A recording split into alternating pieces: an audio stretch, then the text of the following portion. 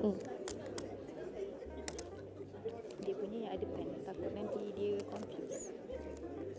Kan? Yalah, tapi dia okay lah. Thank you.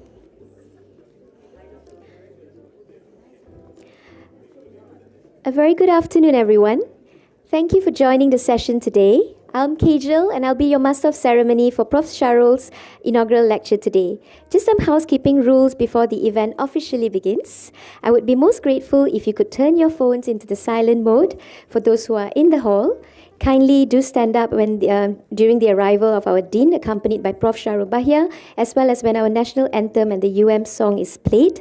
Please do stay back for a photography session later. And your cooperation is greatly appreciated. We will be beginning shortly. Thank you very much.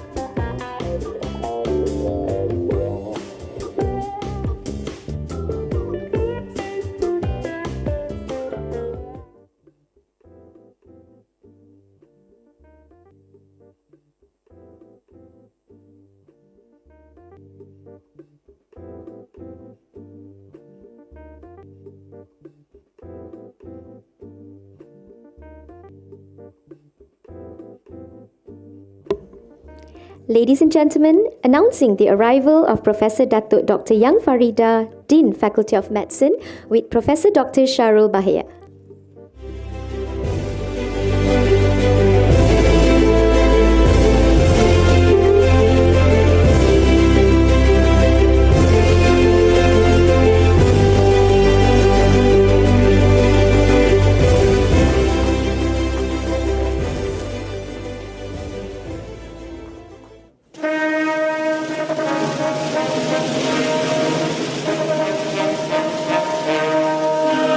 Thank you.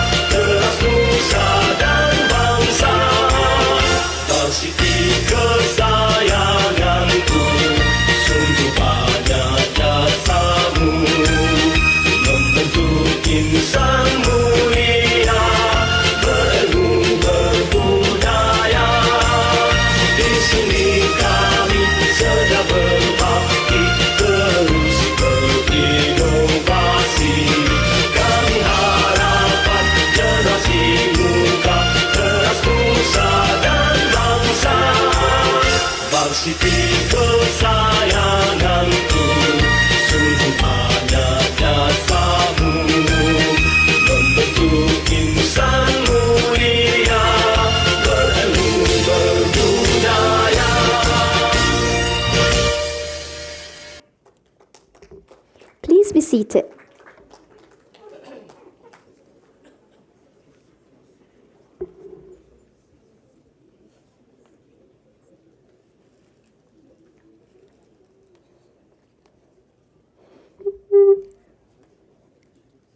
Bunga melati di tepi halaman, harumnya wangi menawan jiwa. Selamat datang kami ucapkan, salam sejahtera pembuka bicara.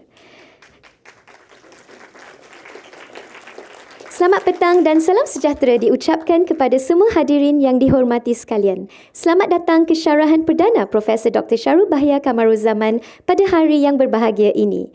Izinkan saya untuk bertutur dalam bahasa Inggeris untuk majlis seterusnya. Yang amat berbahagia Tuh Puan Datuk Seri Haja Dr. Aisyah Ong, Pro-Chancellor Universiti Melaya. Yang berbahagia Profesor Datuk Dr. Yang Farida Abdul Aziz, Dean Faculty of Medicine Universiti Melaya.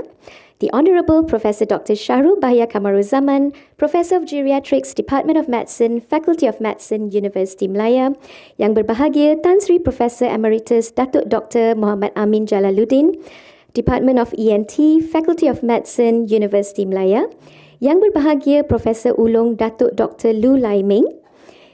Yang berbahagia Profesor Datuk Dr. Ikram Shah bin Ismail, Vice Chancellor of Masah University, former Dean of Faculty of Medicine, Universiti Melaya. Yang berbahagia Profesor Dr. Yvonne Lim Ailian, Associate Deputy Vice Chancellor for Academic and International, Universiti Melaya. Profesor Dr. Yahya Ahmad, Associate Vice Chancellor for Corporate Strategy. Yang berbahagia Profesor Datuk Dr. Ikram Shah bin Ismail, Management of Universiti Melaya, Management of Faculty of Medicine, Management of Universiti Melaya Medical Centre, distinguished guests, professors, doctors, ladies and gentlemen, and distinguished guests who have joined us physically and virtually today. Not to also forget our colleagues from the NGOs, respected healthcare leaders, as well as ladies and gentlemen. It is indeed with great honour and immense pleasure that I would like to extend our warmest welcome to all of you on this very momentous occasion, the inaugural lecture hosted by Faculty of Medicine, Universiti Melaya. I'm Kajal, and I'm indeed very humbled and honoured to be the Master of Ceremony for the inaugural lecture of Prof. Dr. Shahrul Bahyah Kamaruzzaman, my teacher, who has profoundly shaped my journey ever since I was a student and now as a colleague, a brilliant educator, a mentor, and indeed an inspiration. Today, we gather not just to celebrate the incredible achievement of a remarkable individual, but also to embark on a journey of reflection and inspiration as we explore the future of aging in Malaysia through this inaugural lecture. Before we move on to the next agenda for today, let us first invoke the blessings of the Almighty. Let us welcome Professor Dr. Yasid to recite a prayer.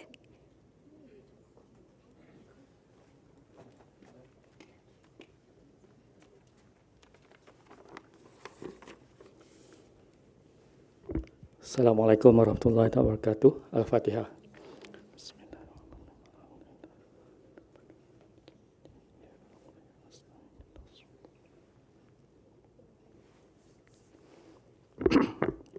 Bismillahirrahmanirrahim. Alhamdulillahirabbil alamin. Salatu wassalamu ala asyrafil anbiya wal mursalin wa ala alihi wa sahbihi ajmain. Allahumma ya Rahman ya Rahim. We gather today to express gratitude upon your greatest gift towards us. In conjunction with this assembly, the inaugural lecture by my dear friend Professor Dr. Shahrul Bahyah Kamaruzzaman, we ask for your help and guidance. O Allah, kindly give us strength and courage to face all the struggles and gain a wide range of knowledge. Kindly bestow blessings, physical and spiritual health, fitness of mind, peace of mind, and strength of spirit. Allahumma ya Aziz ya Ghaffar. O Allah, please provide strength, patience, and kindness to the family members, relatives, and companions of our elders to continue to serve their best for the needs of our elders. Ya Allah, give strength to our teachers and our leaders to continue to serve for people, society, nation, and religion. O Allah, make our country a country that cares for the elders. God the blessing, everlasting peace, and prosperity of all time. ربنا ظلمنا أنفسنا وإن لم تغفر لنا وترحمنا لنكونن من الخاسرين ربنا آتنا في الدنيا حسنة وفي الآخرة حسنة وقنا عذاب النار Wa sallallahu ala sayyidina Muhammadin wa ala alihi wa sahbihi wa barik wa salam. Walhamdulillahi rabbil alamin.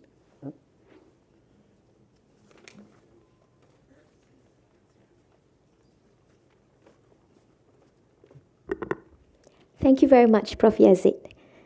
Ladies and gentlemen, a professor's inaugural lecture is one of University Melaya's cherished traditions. This lecture honors the professional journey taken by our professors and provides an opportunity for them to share their wisdom, inspirations, and philosophies. And today's lecture is not just any lecture.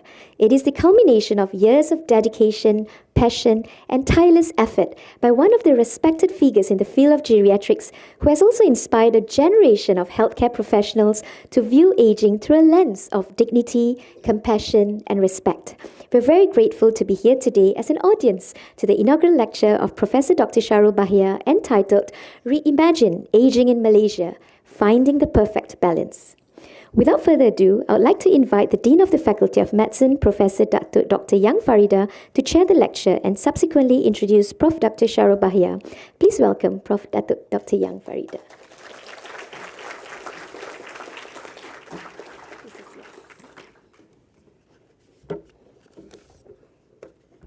Thank you, Kajal.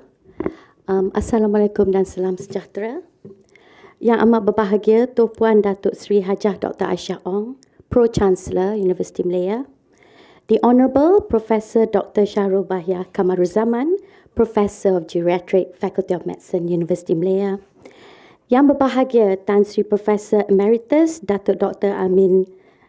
Muhammad Amin Jalaluddin, Professor of Otolaryngology, Faculty of Medicine. Yang berbahagia Datuk Profesor Ulung Lulaiming, Professor of Pathology, Faculty of Medicine. Yang berusaha Profesor Dr. Nazira Hasnan, Director, Universiti Malaya Medical Centre. Yang berbahagia Profesor Datuk Dr. Ikram Shah bin Ismail, Vice Chancellor of Masa University as well as former Dean of Faculty of Medicine. Yang berusaha Profesor Dr. Yahya Ahmad, Penolong Naib Chancellor, Strategic Corporate, University of Malaya. Yang berusaha, and welcome back again, Professor Dr. Yvonne Lim Ailian. You must visit us more often, Prof. Yvonne, Associate Deputy Vice Chancellor, Academic and International, as well as Professor of Parasitology at University Malaya. Management of University Malaya, Management of Faculty of Medicine, Management of University Malaya Medical Centre, esteemed guests, ladies and gentlemen, young and not so young and elderly adults. Welcome to the Faculty of Medicine Inaugural Lecture by Professor Shahrul Bahyah Kamaruzzaman. We are happy for you to be here and you could join us and to celebrate Professor Shahrul Kamaruzzaman's journey. Let me read a little bit about our dear friend. Professor Dr. Shahrul Bahyah Kamaruzzaman is an academic professor and consultant geriatrician at the Faculty of Medicine, University of Malaya. She was born in Kuala Lumpur. However, her educational journey started in Petaling Jaya, Selangor, and ended, well, not so much ended, but later on, was in Penang at St. George's. She initially wanted to be an accountant. Now, I think we can be grateful that she stayed in medicine, but I don't know how accountants around the world would feel if she had stayed with them.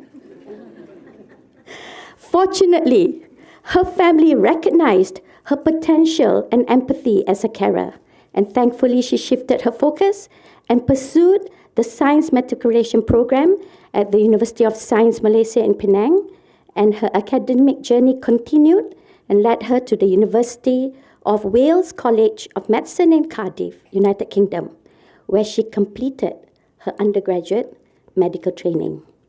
It was during this period that Dr. Shahrul discovered her passion for geriatric medicine, the intricate challenges and rewards of caring for older adults inspired her to specialize in this field, and she returned to Malaysia in 2002, eager to contribute to the development of geriatric care as the first female geriatrician in Malaysia. And we're very grateful for her for that decision. As a consultant geriatrician, Dr. Shahrul provides clinical services at the University Malaya Medical Centre as well as University Malaya Specialist Centre. Over the years, she aided in the development of geriatric multidisciplinary team and improved acute geriatric care services at the hospital. Her efforts have helped to strengthen the foundation of geriatric care services and training at UMMC, but I think also in Malaysia, more importantly. In 2006, it was not enough that she had an undergraduate degree and she had a subspecialized degree. She decided, as a true lifelong learner, to further her education by pursuing a PhD in epidemiology and population health. Okay, that deserves a clap as well. Which she completed in 2010 from the prestigious London School of Hygiene and Tropical Medicine, United Kingdom. This departure from the clinical field was challenging, but it helped her to enrich her skills and approach, particularly in multidisciplinary research field of geriatrics and gerontology. Encouraged by her mentors, she believed that the basis to research on the aging population was to create a database with her colleagues in geriatrics and other disciplines. So that led her into her research endeavor, and in 2012, she was the recipient of the High Impact Research Grant and the project leader and principal investigator of the Malaysian Elders Longitudinal Research, also known as MELO. This collaborative project involved 9 faculties and formed the basis of the first disciplinary research group focusing on various research areas on older people. This rewarding experience has cemented her interest in working with communities and NGOs, advocating for healthy aging, rights of the older persons, and age-friendly initiatives. In addition to clinical and research work, Dr. Shahrul has been instrumental in medical education at the faculty as well as at national level. She chaired the National Postgraduate Curriculum Writing Team for Internal Medicine and is now working with her geriatrician colleagues in Ministry of Health to develop a formal curriculum for geriatric as a subspecialty, ensuring that medical training in Malaysia meets the highest standards and quality assurance processes. Throughout her career, Dr. Shahrul has held various roles, including Head of Geriatric Service, Head of Department of Medicine, and currently as Deputy Dean of the Postgraduate Studies at the Faculty of Medicine, University Malaya. I'm very happy to have her as part of my team. This has allowed her to participate in University Malaya's aspirations to become an integrated academic health center via the UM Health initiatives. Despite these responsibilities, she remains grounded in her passion for improving teaching and training, clinical care and research. But you know what? These things we can read in her impressive CV. What it will not tell you is that she is a loving daughter with very supportive parents who are here with us today. Thank you so much for making sure she did medicine. It would not tell you that she has and had looked after many of our own parents in this faculty and in this university. It would not tell you that on first impression, you will see a sunny personality with a Brit accent, no less, which will suddenly switch to a strong Penang Malay logat. She and I like to say awat ni when things prove challenging, and we then laugh together as people with northern roots tend to do. It would not tell you that she is a dear and warm friend.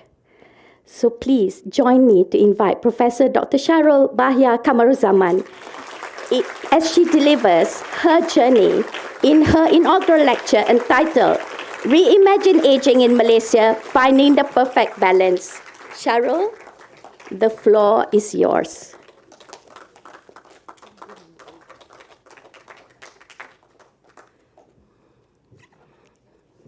Oh my. A very good afternoon. Yang berbahagia, Tuan Aisyah Ong.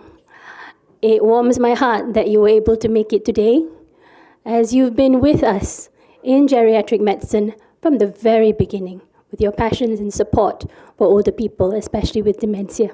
So thank you, Tuan, for being here. I know you are our Pro-Chancellor, and I'm very, very touched that you came. The esteemed higher management of University Malaya, my dear professors, mentors, and my previous teachers, my fellow deans, faculty management, and more important, my family, my friends, my colleagues, in the various paths that I've taken these past 25 years being back home in Malaysia. Thank you all for being here. For those of you who know me, you've probably guessed that I found it very difficult and I've been delaying this inaugural lecture for years. I did not arrive at this point easily because what do you say about aging in Malaysia? How do you imagine, or rather reimagine? So allow me to do a Michelle Yeoh and give you everything, everywhere, all at once.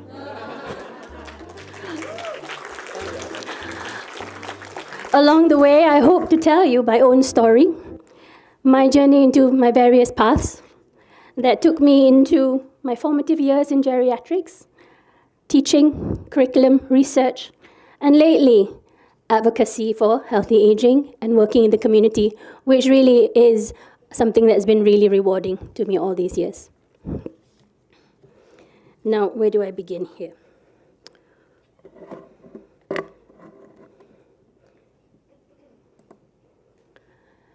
So, I'll begin my lecture with posing the question to you. Why do we say reimagine aging, not just imagine? Because this has very great significance to aging in Malaysia, to all of us. Because reimagining aging in Malaysia means that we are building on existing perceptions. We've already gotten there. We've got our rich fabric of culture, various traditions, etc. We don't have to reinvent the wheel. We're not starting from scratch. However, we do need to actually build, transform, revisit our various perceptions on what aging in Malaysia could be. And this means also challenging our aging stereotypes and norms. We are steeped in traditions where you're old before your time, and therefore we do need to actually innovate, review where our past traditions are and how they value being old in Malaysia or aging in Malaysia and what that means. Never have we had to adapt to our changing realities than when we got hit by the COVID pandemic. This forced us, actually encouraged us to innovate, create better futures for our older population and better outcomes in our changing realities. So we must always progress and innovate, and therefore be inspired for progressive change, and therefore reflect where we are now, where we were, and where we want to go when it comes to our own personal aging journey. Continuous improvement reflections are always the key to this, and therefore looking forwards to this is something that we must do.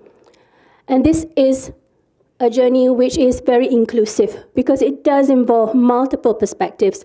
We can't just base it on policies or politicians or policymakers' perceptions of what aging should be, could be, without taking into account what our own journey is from the various multiple perspectives for aging.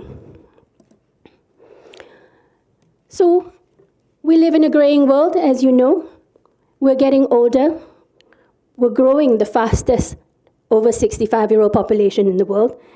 And we are moving from an aging to aged society in just 24 years. So this country's transition happens at a similar rate and is frighteningly fast as with the other trend of high-income countries. but are we prepared?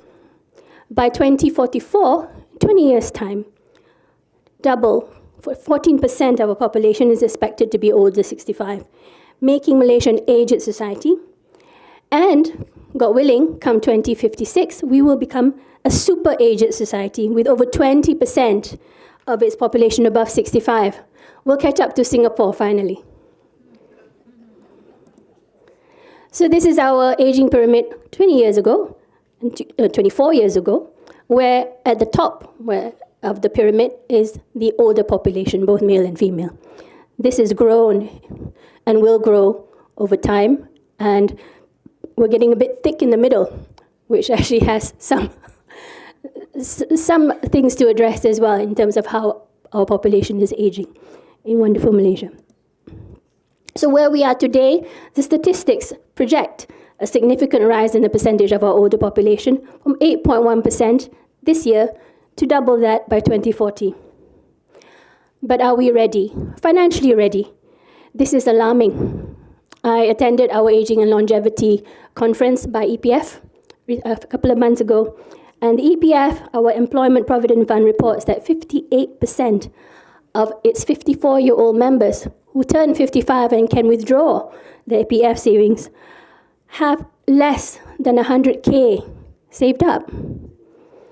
Less than half of the 240K that's needed to generate a monthly income of 1,000 ringgit for the next 20 years per month.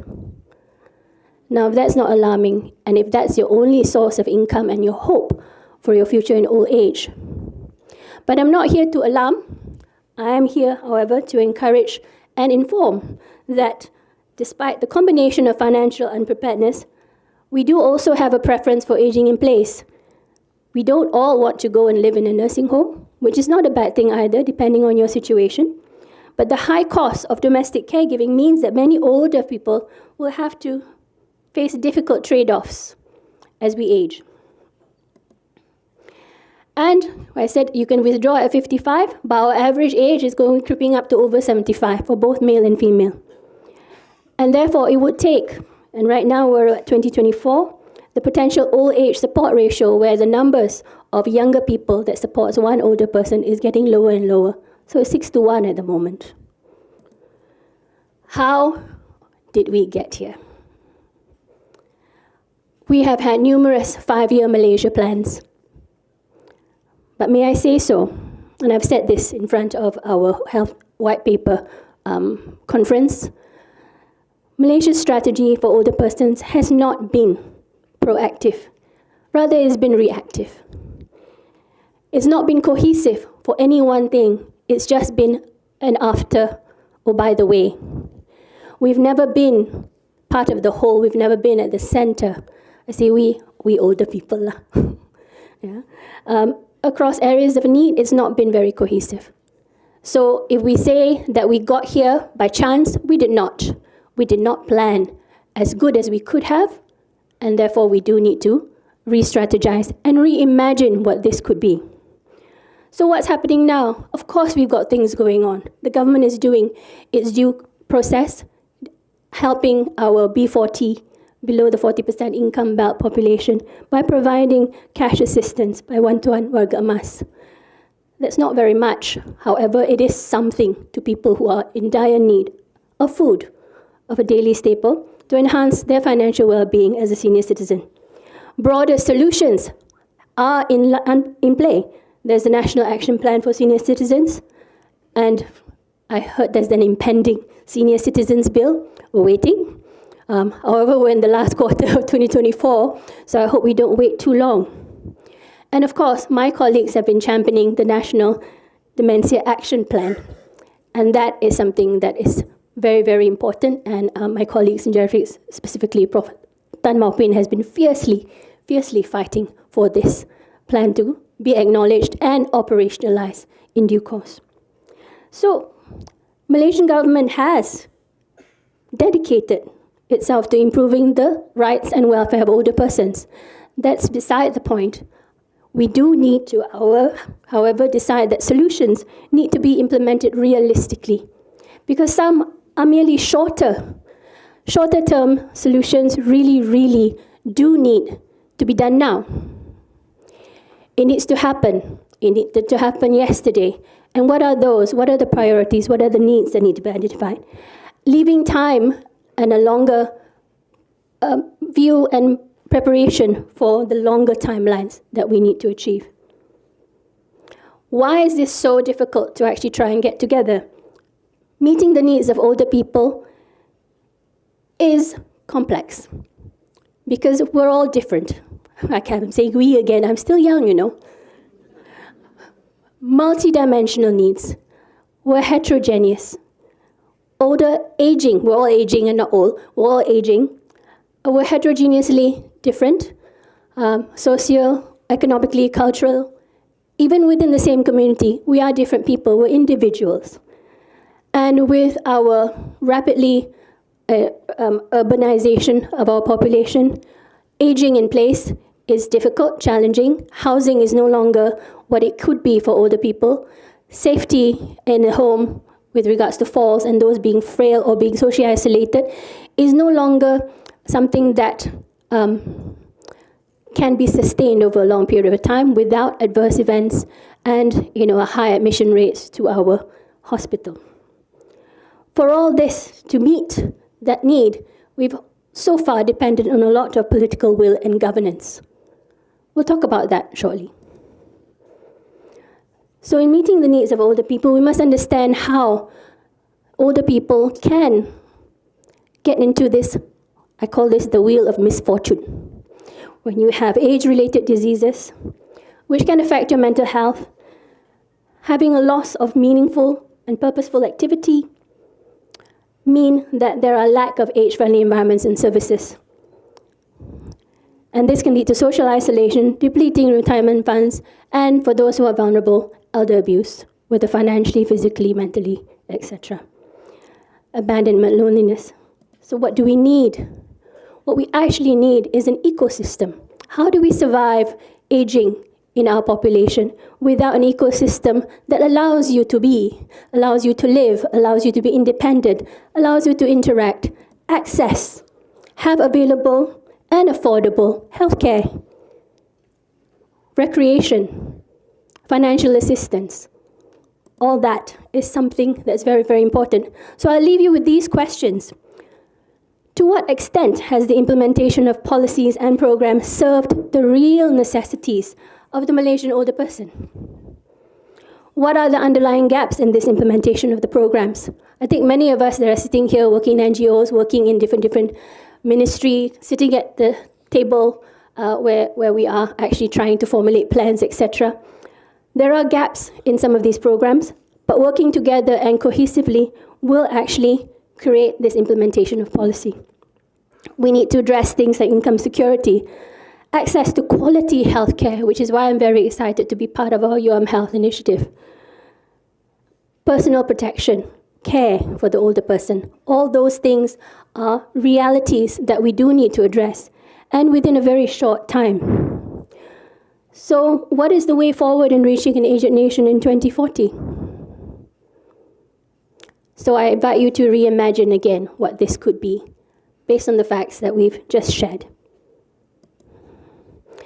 Now, we can't look forward without looking back, so this is where I get to share a little bit of my journey that actually helps perhaps give you some perspective as to what I've viewed geriatrics to be, with the help of my many teachers and mentors that I met along the way. And so I give you my story. I was born to Kamaruzzaman and Sharifah on 24th of October in 1972, a second child. I was born in University Hospital at our labour ward. Now, when I came home 30 years later and revisited the same ward, I don't remember, of course, but I think it may have looked quite the same. I think my journey into medical school started even when I was born, because I was a breech delivery. I was delivered by the late Prof. I.S. Puvan.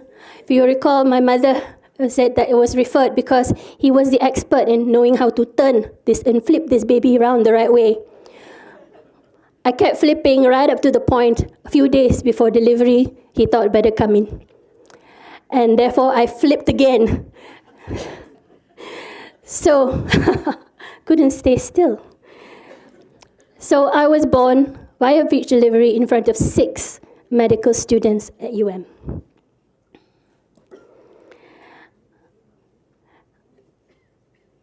A couple of my formative years, I'm going to briefly go through this. My dad had a stint to do his master's in New York, in the University of Syracuse. So I started learning American English. So I'm quite the chameleon, I can do tongues. And I'll have you guess which one is me, front row. And I went on to my early years in the famous Sri Petaling School in PJ, where I think many of my friends went to. And I wasn't an athlete, but I could attack. I was a wing attack in our netball team, and I went on from primary school right up to secondary school doing netball. My story also continued to secondary school in Sri Aman. Any Sri Amanians here? Yeah, oh yes, one. And actually, I didn't have an affinity for science. I really didn't. I wanted to do commerce, I wanted like math, I like figures. And, but we all toe the line, such was our education system at that time. But Sri Aman was more than just me not wanting to do science. This is where I met my best friend, Effie Hamza. And this is where my journey into becoming started, because we had lots of fun in Sri Aman. Well, she did, not me. I was a nerd.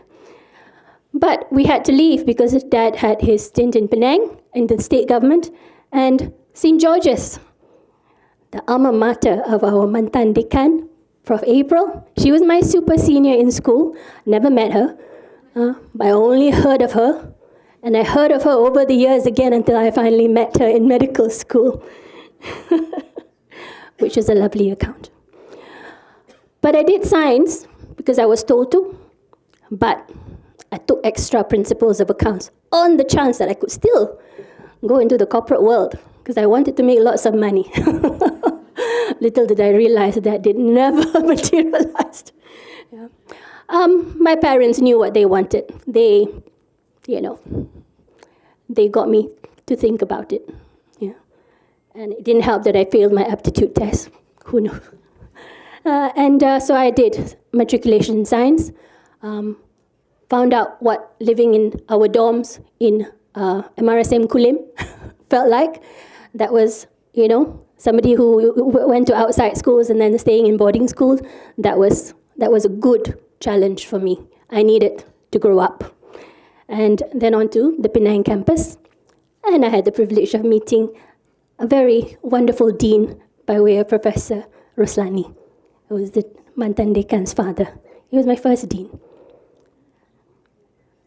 And that was an exchange program, not exchange program, there was a scholarship program. JPA was offering matriculation students a seat at different universities, of which was Cardiff, Bristol, etc. I remember, April, your sister wanted Bristol because she didn't want to come to Cardiff. She said, no, you go to Cardiff, Shah. You'll be near my sister. So off to Cardiff I went and did medicine. Fast forward, graduated in 1997. And didn't get the cushy jobs close to town for some reason. But I made it to rural Wales, well, mid-Wales, Aberystwyth. And this is a lovely seaside town. And this was the start of my journey into geriatrics, because I think it felt like 80% of the population of admissions were elderly. And I had direct referrals from GPs all over mid-Wales wanting to come in. And I was the person receiving that call from the GPs because the senior houseman was busy fighting fire in emergency. Yeah. And we had a lovely geriatric day hospital, and that's where I got to learn about, all those stories. I love stories. I love listening to stories more than telling them. But a lot of older population at that time, they've died out now. A lot of coal miners, a lot of respiratory diseases, a lot of World War I, World War II stories that came out, and I was in. So my geriatrics exposure went on across most of the hospitals under the NHS across Wales. I didn't want to leave Wales. I had lots of good friends there, and therefore I went on from learning geriatrics under Granville Morris. I think Dr. Tunku Muzaffar, you did your geriatric registrarship over there. I was an SHO under Granville, learning about stroke and Parkinson's, and that was the best time. And it really, really consolidated my love of managing older people. It just made much more sense. And of course, I went round to rotations centrally to Cardiff, doing renal medicine.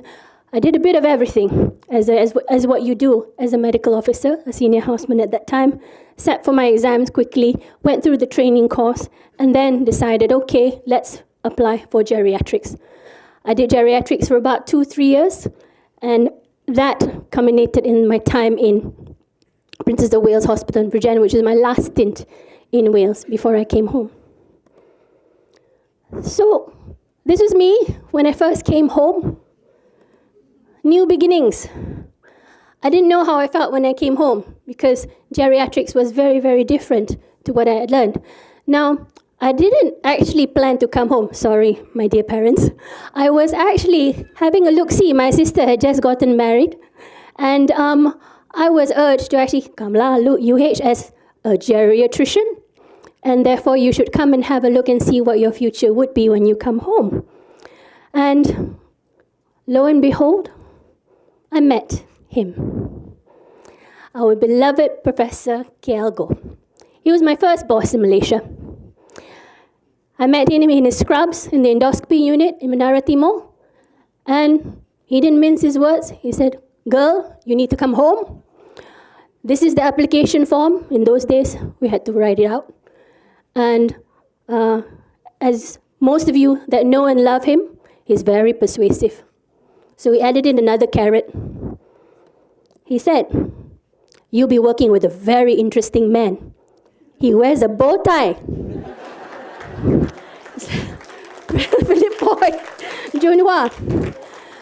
What a culture shock. Working in Malaysia, not working with you, Prof. Philip. So that was the start of my Malaysian chapter. And this is when we really saw, and Philip, I think you remember what it was like because you were at the helm.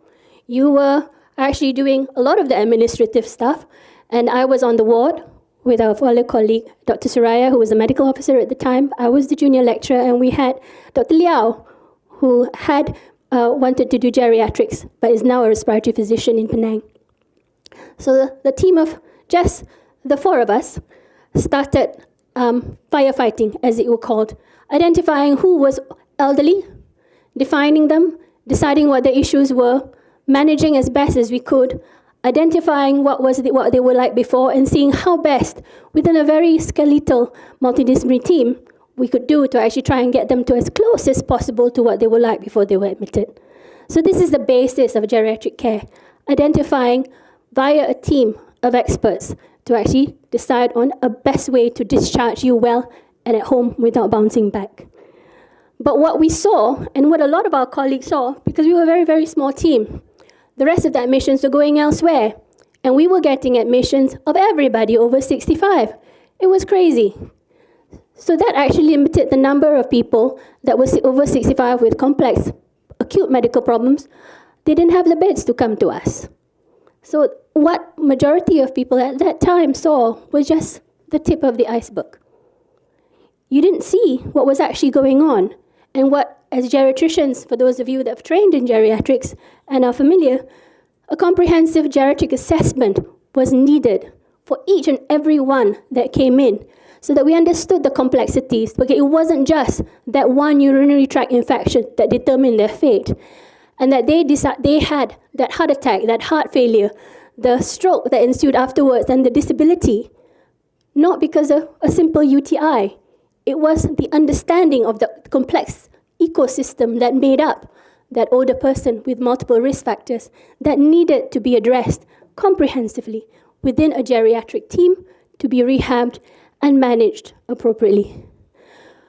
It took a while because with the very skeletal team that we had, education and awareness of actually what is geriatrics was a big key in 2002 to 2004 and so on, because we did not, oh God, look at how young I was then. We had to do little seminars, little workshops. We tried to get invited everywhere that had some interest, hypertension, diabetes conferences, etc. Yeah. Actually, getting on with the cardiologist was key, which is why I used to go for breakfast with Dr. Ramesh Singh every morning to ensure that, I worked into his brain as to how older people with cardiac problems needed to be managed. Not a very low blood pressure, but a bit higher so that they don't fall. And with this skeletal team formed the basis of a bigger, larger, multidisciplinary team under the leadership of Professor Philip Poy Junhua. And it was a wonderful experience. We were small, we were tight. We had started new services. We were running the geriatric clinic. By 2004, 2005, we worked with our geriatric psychiatrist, Dr. Esther Gunasali, and started the memory service. The height of this was actually identifying that there was a lot wrong, but by the end of 2006, 4 years, nearly 5 years of coming home, I was burnt out. Because it was 30 beds, and there were still the 3 of us. And not many people knew what we did, and how we did it. And therefore, it was tough. And, we felt that surely there had to be something more to this. We had to actually start training and getting more people on board, a bigger team, getting accomplices across all the various disciplines, getting down to the ground. And therefore, by 2007, end of 2006, I embarked on my PhD years. I needed to do something more. And after huge deliberations, and I even had Prof. Ikram, who was the dean at the time, Shahrul, what is epidemiology? Why are you doing this? Because we needed to develop some data. We needed to have a cohort of older Malaysians that we could understand what their problems were, what their issues were, what their needs, what their priorities were. And I had no means of learning this whilst doing a grueling on-call, managing 30 patients, 4 of which were in HDU in our wards, with a very skeletal team. And our head of unit was managing everything else. He was going to the meetings, he was teaching, he was doing research, etc. So, it doesn't bode well when you have that sort of team. So, against his will, he let me go. So thank you, Prof. Ikram, for ensuring that part of the journey happened. So, for all the various issues that I encountered, I wanted to make that difference. And therefore, I received the most grueling learning and steepest learning curve ever in my life. Going from purely clinical, everyday seeing patients, to London School of Hygiene and Tropical Medicine, where everyone was rather, sorry to say, my public health colleagues, very professorial, very academic, and very, very clever. The most clever people I've ever met. Now I know the clever people are also in our public health department, social preventive medicine, because that is the caliber and the quality of the research that you want to do in the country. And Professor Shah Ibrahim, he was the King Shah, I was the little Shah. And oh man, he whipped it out of me. He really was tough. And so began the start of the fastest PhD known to man, because I took a while to decide what to do. And my dear sister and colleague, Dr. Mushmi Biswas, just told me, Shah, you can't do a clinical PhD. You can't do lab that will take you ages, you'll never come home. Do epidemiology, do stats. Data crunch, learn how to build a database. So thank you, Mushmi, if you're listening in. You were the impetus to that. And of course, through that, I met the Greek god of statistics, Professor George Plabidis, the doyen of the Medical Research Council database, Professor Astrid Fletcher, and the British Women's Heart and Health Study coordinators, Dr. Claire Carson and Antoinette Amudzu, who became fast friends. And I had the privilege of working with a very, very valuable database, which is the British Women's Heart and Health Study. This was data that was accumulated from 23 towns across England and Wales and Scotland. And it was an older cohort, 60 to 79 years, and 60% of people were invited, 4,286. And data was collected over 3 years, which looked at just a baseline questionnaire, nurse interview, physical examination, blood sampling, and just under 4,000 population was done. And it was in this cohort that I developed a frailty index called the British Frailty Index. And the reason for it was because we needed to know how to identify those that were frail. There were a lot of people who came in. They had diabetes, hypertension, etc. They come in with a fall. One person makes it home well with minimal rehab. Another ends up totally debilitated into a nursing home. What was the difference? What was the measure of frailty that got them there? So we validated this in the MRC trial. This is a huge cohort that had a target of 108 practices and over 40,000 participants, and we validated this and found that the British Frailty Index had internal validity and therefore was able to actually measure adverse outcomes quite predictably. And it was a weighted index, and therefore we were able to make sense of why people became frail. And this is just one publication that came out of it. But we needed to know that there were so many tools. Nobody could really make sense of what it was. But at the end of the day, if you measure frailty, you can't go wrong. But the thing is, what tool do you use? When do you use it? Where do you use it? In whom do you use it for? So, it's good to measure frailty. And that was the sum of it all. It's good to measure frailty because it is important to know. So I got it. I did it in 3 years, came home, and felt that, this is the time that I could actually have the chops to actually start something and learn a little bit more about what to do beyond the medical ward, beyond the geriatric unit, to see how we could actually make a difference in that way. So I thought all my ducks were in a row, so to speak. And it was a good time because by that time, a lot of my other colleagues in the UK had come home. So we had Prof. Chin Ivan, who luckily decided to come home just before I left for my PhD. So he started off. Dr. Suraya left us. And Dr. Tan Kit Man, Professor Tan Mau Pin, and of course, two lovely young ladies, Dr. Koh Hui Min and Dr. Izzati, joined the team. And we were, a girl power team. We bullied Ivan and Philip. And of course, the multidisciplinary team also grew with us. So research was something that I felt, okay, now I know a little bit, but little did I know that a lot of what we were doing was mainly translational. Not to knock translational research, it has produced a lot of data and evidence. But how can we implement this? How can we use what we've learned to actually implement? And this is something that right now, a lot in UM, especially my colleagues, have done tremendous efforts towards creating more implementation-based research.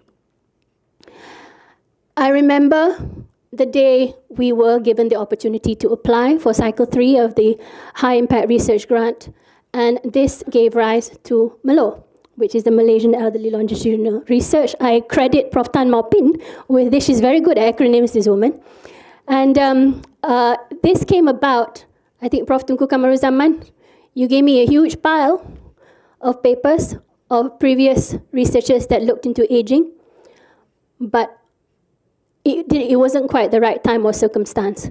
So with Chin Ivan, myself, Tan Mau Pin, sat in my apartment in Mount Gera over pizza and copious amounts of caffeine, stayed overnight and rewrote what was to be the Malaysian Elders Longitudinal Research Cohort. And in that, we were very, very ambitious. I don't know whether we were too ambitious, Mau Pin.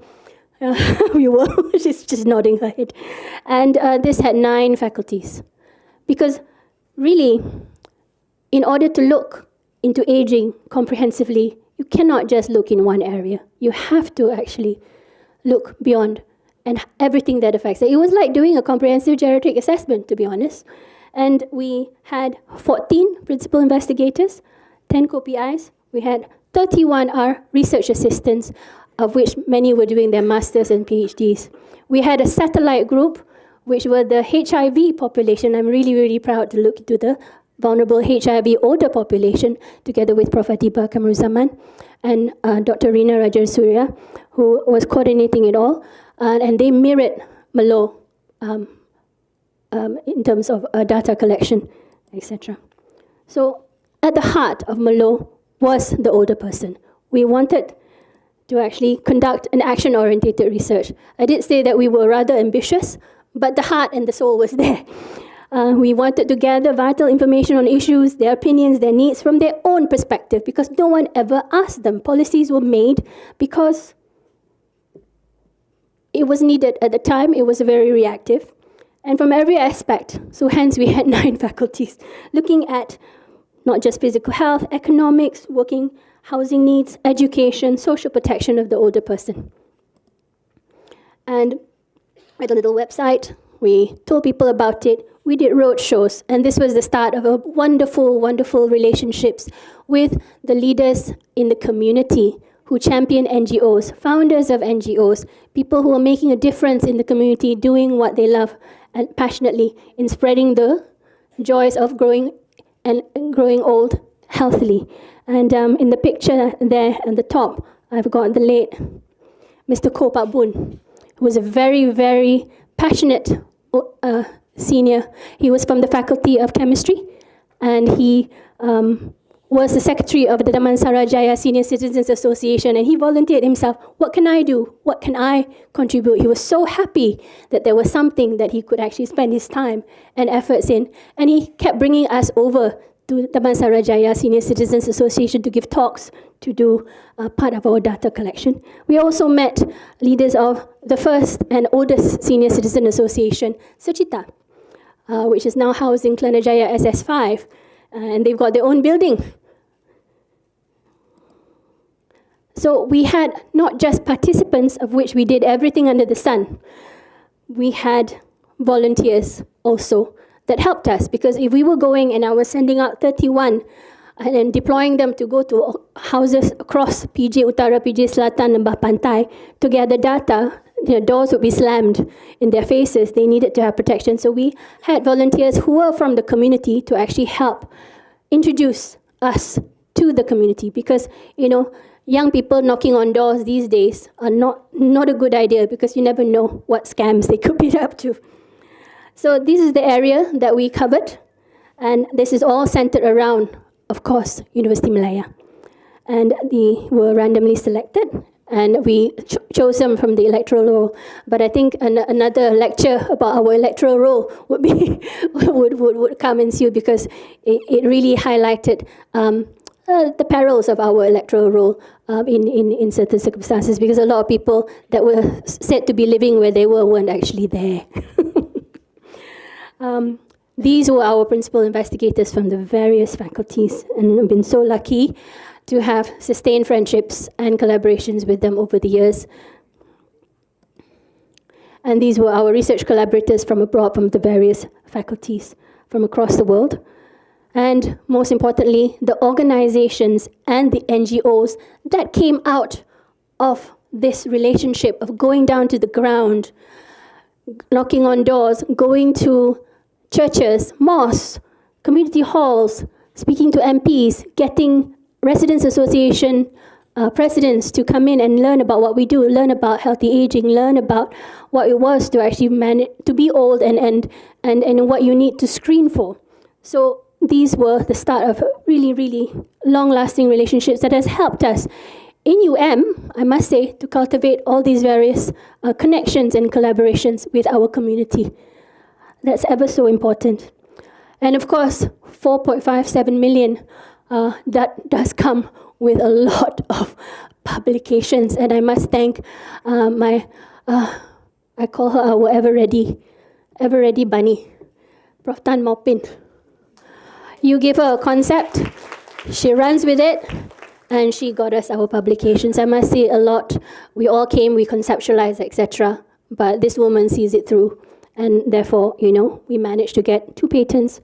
We did get a bigger share of our PhDs. We may not have met all 45 publications. Tier 1 they wanted. in that time. But right now, I think last count, we have about 150. So that did come to something. Collectively, the team worked hard. And we had fun. We went and met different types of people. We, gave them flyers. Have your say about the future of your old age. And I've got Professor Maya David here, from originally from Faculty of Linguistics and now in Asia Europe Institute. And she was a participant. She was actually a participant, and she wanted to know, what on earth are you doing? Why are you coming to my house? And she got us thinking about different strategies, and actually we learned a lot from the people that we met along the way. And these were all the health talks. If you look at it from July to October, we were packed full. We even did newsletters for churches. We did everything. And really, from the health screenings, just the gratefulness and the humility that we were taught on going down to the community. We had couples who were isolated in the PPR flats that cried when our team went to see them because somebody actually gave a damn and wanted to see them and was coming to see them, asking how they were, and screening them.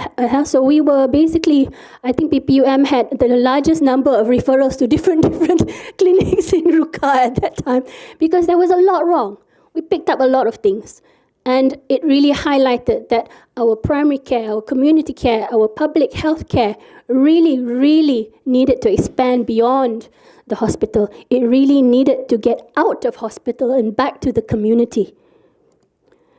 And we sent our little soldiers. These are our RAs at Suchita doing brain gym. They had a lot of fun with the seniors here. And of course, alongside our pledge to give them masters and PhDs to achieve, we did research methodology workshops, training. We learned along the way, and it was really fun. It was really fun because we met and creating a large cohort of different students from all those faculties, focusing on one thing. I felt really, really privileged. It was a thing of beauty, and it was, something that got everyone together. They had the same aims, because one of the many things when you have multi-faculty, it was very, very tough because everybody are used to working in silos.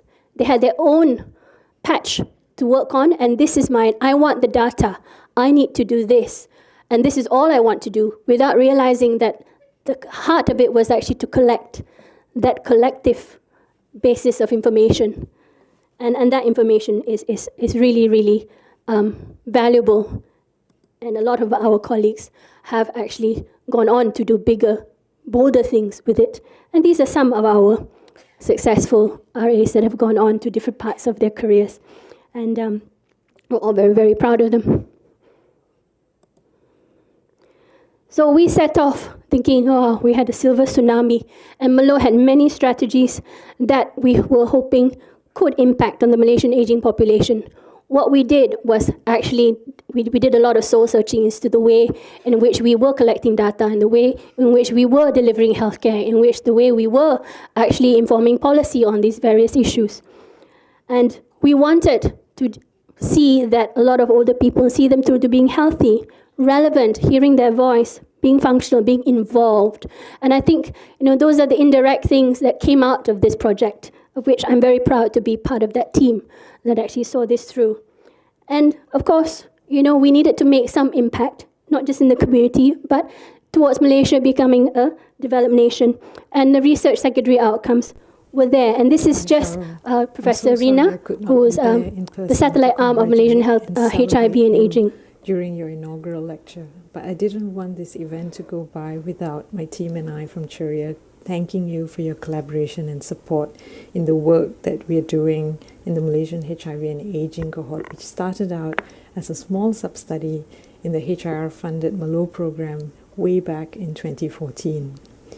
You taught us in the ID team the importance of viewing age-related issues from a multi-dimensional perspective, and this has since informed and shaped all of our initiatives for our older patients, whether it be in developing new clinical services or our research program.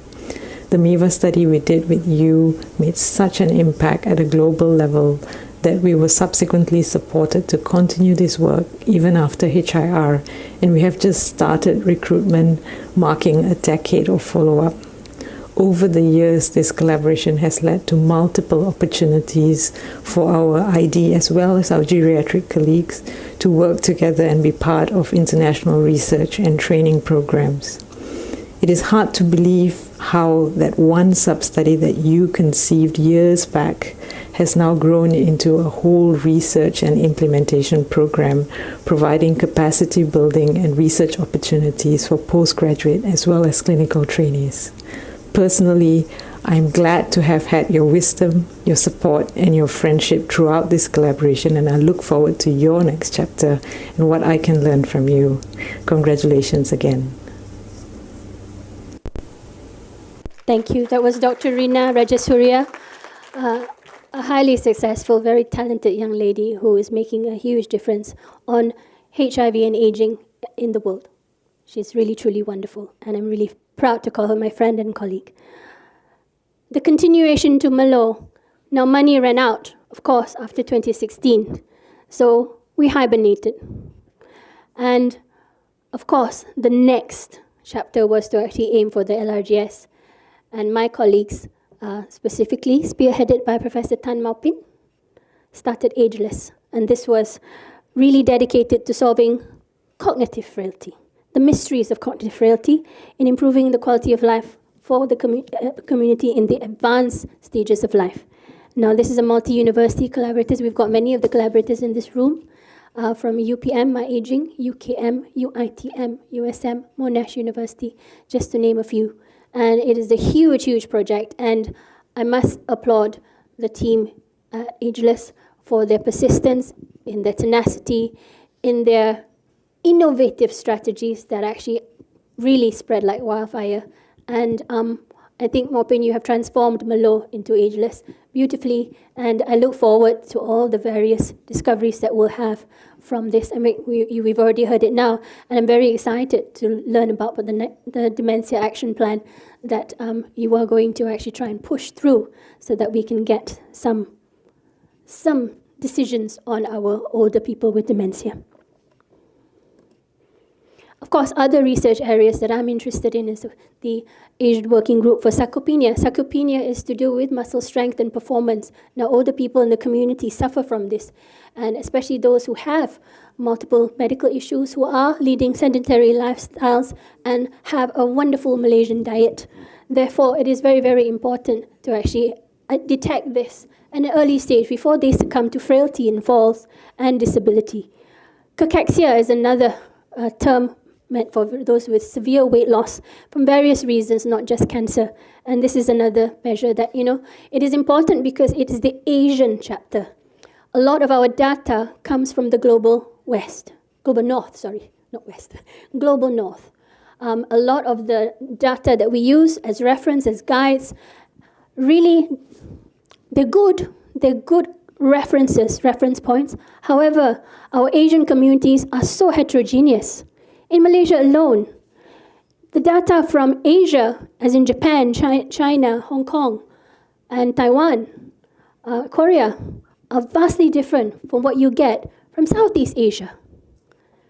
Our parameters, the speed in which we walk, our grip strength, our ability to do certain activities and perform, quite different. We are probably a little bit closer to our Indonesian brothers and sisters, but again, it is good to have our own reference points. Hence, I'm very proud to be part of both working groups, together with my colleague, Dr. Terence Ong, who's also a big champion on sarcopenia in older people. And of course, University of Malaya has been blessed and has blessed us with abilities to actually get research, which are interdisciplinary, which is really the heart of any research to do with the older population. And we've had the privilege of earning grants in falls and dementia. Now, of course, with all the research going on, I still had my clinical duties. And sadly, Prof. Philip, you left us towards the end of 2017. And after toying with us for so long, you made me head of unit. Good Lord. So we expanded as what you had envisioned. And we actually went on from 30 beds, which had been for years, to a step-down care ward, which is on the other side, which often got taken over by the surgeons or another specialty, etc. But we finally got our floor back, because that was what it was intended, 13U, to be. Lucky 13, on the 13U of Menara Utama in University Malaya Medical Center. So, really, being head of unit was an eye-opener, big shoes to fill. There were lots to do, but as a team we grew together and we fought, but we actually expanded. And a lot through our very many different types of personalities and strengths, we expanded the knowledge of what it took to look after older people across to our physician colleagues in the different specialties. We made real good friends with our orthopedic surgeons and looked into why and what they should be doing for older people that come in with falls and fractures. We went on to work with surgeons to actually assess how safe it was to attempt anesthesia or colorectal surgery, for that matter, in older persons who may have sarcopenia or cachexia, and how do we actually rehab them prior to surgery to make sure that they were ready. So these were more for elective surgeries. So this has been really, really the crux of what we do in JAIR. We are connectors, and I'd like to think that I played a role in that to some extent, to try and get that cordiality amongst our fraternity to understand what the needs of older people were and how we could actually champion them together. And of course, head of unit went on to become head of medicine, and I have to thank Professor Sanjeev for actually plotting to get me to become his successor in that. So I've had the privilege of not just working with Professor K.L. Goh, Professor Wan Azman, Professor K.J. Goh, Professor Sanjeev Mahadeva. I was known as the pandemic recruiter for medicine, because what team had to do the most work during the pandemic? The ID team and the respiratory team, and they were under medicine. Now, we were terrified. As consultants, as senior consultants, we were terrified. But you know who proved us wrong and who showed us that it was okay? Our trainees. Our trainees. They showed us, they said, Prof, I know you haven't done a line in years. I'm not asking you to gown up and go in. I will do that. You just stand outside the door and tell me what to do. And that was the crux of it. And that formed, and I think Prof. Nazira, having been in the task force, we were so ably led by Prof. Adiba, Prof. Tunku Kamaro, Prof. Azura, and in terms of trying to get the message across that this was not just a medical department problem. COVID affected us all. COVID affected the most vulnerable of us. People were dying. And we needed to buck up. And we did. We went through the worst. We got ahead of it. We lost some very, very beautiful people along the way, but we persevered, and we finally got, and I'm proud to say, the very first COVID ward that had, a sports medicine physician, an orthopedic surgeon, an ophthalmologist, and a surgeon doing ward rounds in COVID. Yeah? And of course, if anything went wrong, they called the physician. Only when there was an arrest. But yeah, it was fantastic, because that was the one time I felt, and I hope we've continued to some extent, that we actually worked well together. Everybody was united because we had one enemy, and that was COVID, and we needed to get on top of it. And Prof. Ida, where are you? She was, after 2 years of me getting exhausted and, blood, sweat, and tears, she took over because Prof. Adiba had other plans for me. We needed to actually look into postgraduate. And I was the sucker that always says yes to everything. So on I went to faculty. And Prof. Gan, you're the post-pandemic head of department that we have. So the three ladies took it on. So is impact. of COVID on older persons. Now, this was a very trying time, and I think a lot of my colleagues and I in geriatrics saw that, it went beyond our walls. It was coming in and an alarming rate in our nursing homes, the most vulnerable of our populations, who could not move, who could not feed themselves, could not care for themselves, and they were stuck. And some nursing homes, more than I care to note, were not registered, and therefore they needed help. Because of the over 400 nursing homes that were registered, over 1,000 weren't. And what was to happen to the fates of these older, vulnerable people? So something needed to be done quickly. And that's where policy comes in.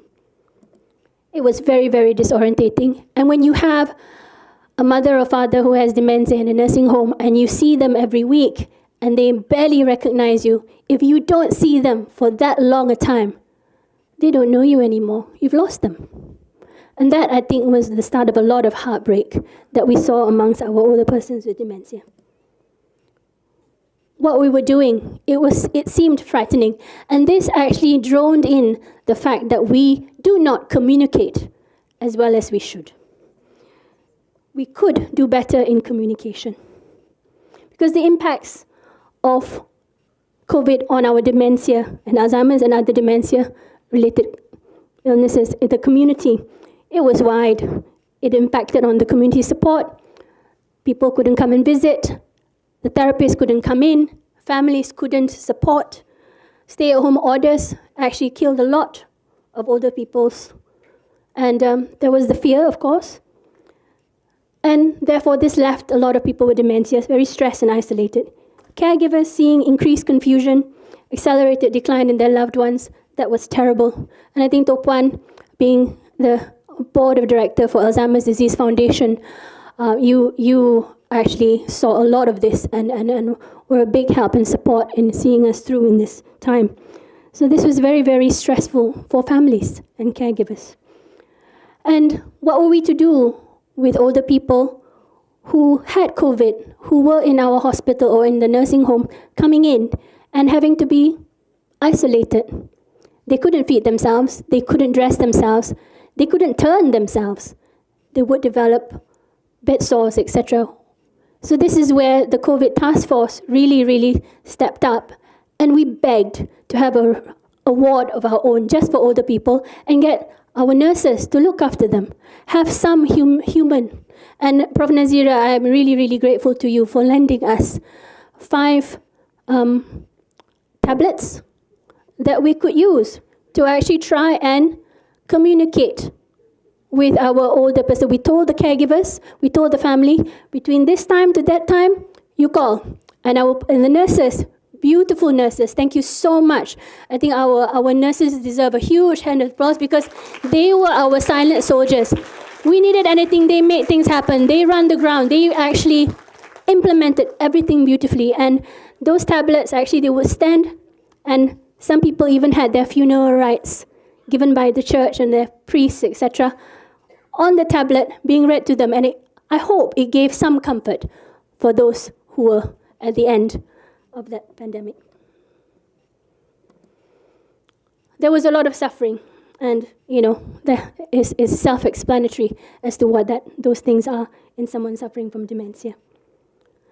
So, which brings me to a very, this is a very heart-related project that I think Dr. Leela Koran from Faculty of Linguistics, you and I, apart from being great friends, of course, have been talking about working together after, 2, 3 DRGS applications failed, that we wanted to do really, truly interdisciplinary research that meant something that could actually transcend across the different fields. So we thought we were limited to Faculty of Medicine and Linguistics. And on the health arm, I had my colleague, Dr. Benedict Francis, who is a geriatric psychiatrist, and Prof. Koh Hui Min, a fellow geriatrician, rehab medicine, Prof. Mazlina, and Prof. Julia Patrick Inkasan on rehab, and Prof. Dr. Leela and Dr. Aisha, Sharifa Aisha, on the linguistics. Now, what we did was we anticipated that the lack of communication Communication is really central to any diagnosis, especially for somebody who has dementia and with their caregivers. And therefore, having a patient-centered approach, everybody focus on that patient, may not do them any favors. What happens to the communications outside the patient? What happens to the communication between the healthcare experts with each other, between the dietitian and the therapist, between the therapist and the doctor, between the nurse and the doctor? What is that relationship of care doing to the patient, for the patient? How do we actually get this across? And therefore, a holistic relationship-centered approach was needed. And therefore, we needed the experts of communication to actually bind us together. And what we wanted to do, and I've got Mr. Ranjiv Virik and Mr. Dinesh here, who helped and helped us actually realize how we could actually create a web page, which was a toolkit for dementia that could be interactive, that whether you were a person living with dementia or a caregiver, whether you were a healthcare professional needing to have some training and education on this, whether you were a member of the community or a member of an NGO that could deliver the care, or a family caregiver, you could actually have this resource that would communicate what that relationship needs to be, how you behave, how you actually communicate your care, and what it means to the older person with dementia. So this was DemCare Malaysia. And really, I've mentioned what it's for, but we wanted to make a team. We wanted to make it happen. We wanted to make it spread. And we hope that, working with Alzheimer's Disease Foundation in the future could actually help launch this web page. In the very near future, we've got a couple more months left of the grant, so we better make it happen. But really, this was the basis that Dr. Leela, you worked with Newcastle University in the UK, and the colleagues there did DemTalk UK. So DemTalk is a communication toolkit, and it helped people realize how to better communicate with someone with dementia. What were the issues? What was the challenge? What they needed to do better? How do they deal with challenging behaviors?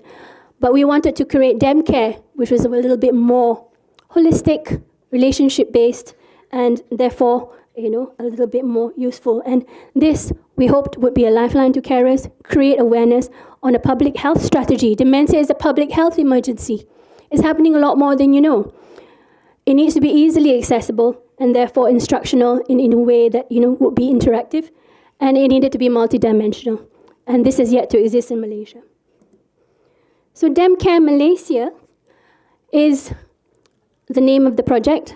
Now I'm really, really excited because in the second row on the left side of me, we've got really, really wonderful people that helped make this project a lot more interesting. So I give you today the first, can I say world premiere of created in collaboration with our interdisciplinary research grant under the Health and Wellbeing cluster. And this is produced by Lina Tan and under the direction of the very talented Khairi Anwar, starring our Merdeka Award recipient, Datuk Farida Marikan, and the beautiful Rosanna Ibrahim, whom I've had the pleasure of meeting. You'll get me to see more Malaysian dramas after this. You're really, really wonderful. This body of work was inspired by Marion de Cruz. Without you, this would never be. You call it your yes project, because everyone from me asking you, saying yes, to all your friends that you asked to actually help make this happen, you said yes. So by the way, this video is going to be embedded in the DemCare Malaysia webpage. And I can't wait to show this to you. And this is, we had one day, Marion, you're in the heart of it. She gave her heart and soul into this. She gave the narrative. And we just worked on it and applied it to what actually our caregivers and persons living with dementia complain about and what they actually go through. Because Marion had her own inspired story in this with her mum, who I had the privilege of knowing as my patient. And so they did it in a day. Fantastic. And they started, if you look at the on your left, at the bottom left, it was a brainstorming session over cake. Yeah, and we've got Anne Lee and James there, who your dear friends, who said yes and got in the talented Lina Tan to say yes. And you said yes to a very small amount of grant money. So thank you so much for that. We're so, so grateful. And, you know, I know this is a passion project. We called it that. And therefore, I would like to invite the beautiful and talented Miss Claire Roselle to actually start off the video that we're about to show you. And if I could ask that somebody turn off all the lights so that we can enjoy what we're about to show you.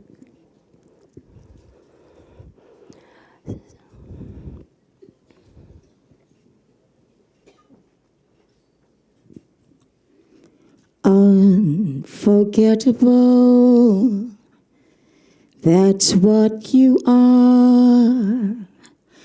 Unforgettable, though near or far, like a song of love that clings to me.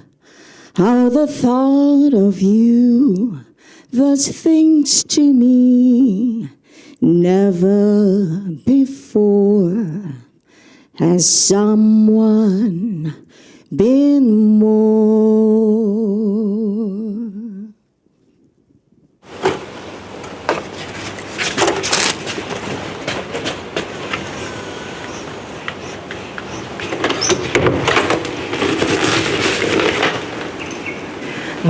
Mak duduk, rehat dulu. Kejap lagi kita mandi, ya? Ya, mana? Ya, kat sini, Mak. Bukan. Hari tu, Mak tak kenal aku. Macam mana nak tekan ni? Ha? Mak, macam ni, Mak. Ni, sini. Macam ni, Mak tekan dulu. Tekan ni, nak on, pasang. Ini, nak tukar channel. Tapi, Mak bukan lupa. Dia tak boleh nak ingat. Mak no. Ni gula, Mak. Ni gula. Ni garam. Kita guna garam untuk masakan. Dia tak boleh nak fikir. Mak, nak makan dulu, ya? Dia tak boleh.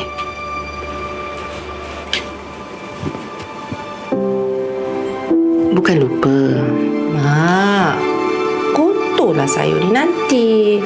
Mak, kau tak nak makan. Beritahu je, ya? Ya. Mak. Ya. Takkanlah Mak boleh lupa. Sini, Mak. Kau bukan anak aku. Ya, belum balik lagi. Ya, belum balik lagi. Kita, Abah, hidup dia. Mak takkan boleh lupalah. Macam mana aku takkan boleh lupa. Banyak kali ajar tu susah. Masakan dia, air tangan dia, letih dia. Macam mana dia jaga aku sejak kecil lagi. Mak pernah cakap, Mak seorang boleh jaga anak 4 orang. Nak masak ini dapur aku. Tapi, anak 4 orang belum tentu boleh jaga Mak seorang. Makan sikit, Mak. Ni, sikit je, sikit, Mak. Abang! Mari, Abang! Abang jangan pergi, Abang. Abang, takkan pergi lagi. Abang. Semalam, Mak nampak arwah Abah. Kalau Mak dah lupa, macam mana dia boleh ingat? Satu-satunya orang yang boleh jaga dia. Aku tak tahu kalau Mak boleh kenal aku lagi. Tapi aku tahu yang dia tak lupa. Bukan dia sengaja. Jadi aku reda kalau Mak takkan panggil aku lagi. Ya.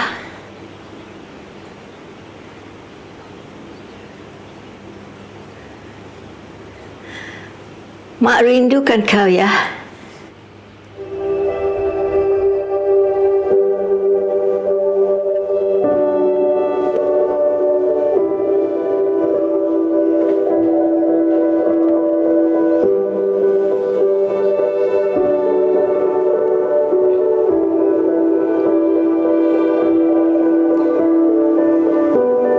Aku rindukan Mak.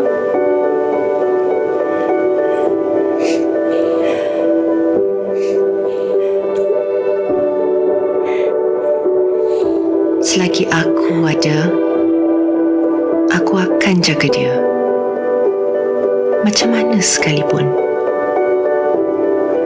Sebab macam dia, aku takkan lupa.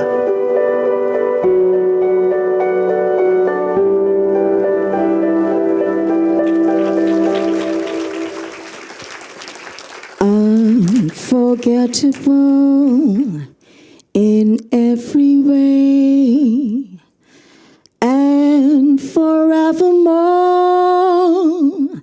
That's how you stay. That's why, darling, it's incredible that someone so unforgettable thinks that I am unforgettable too.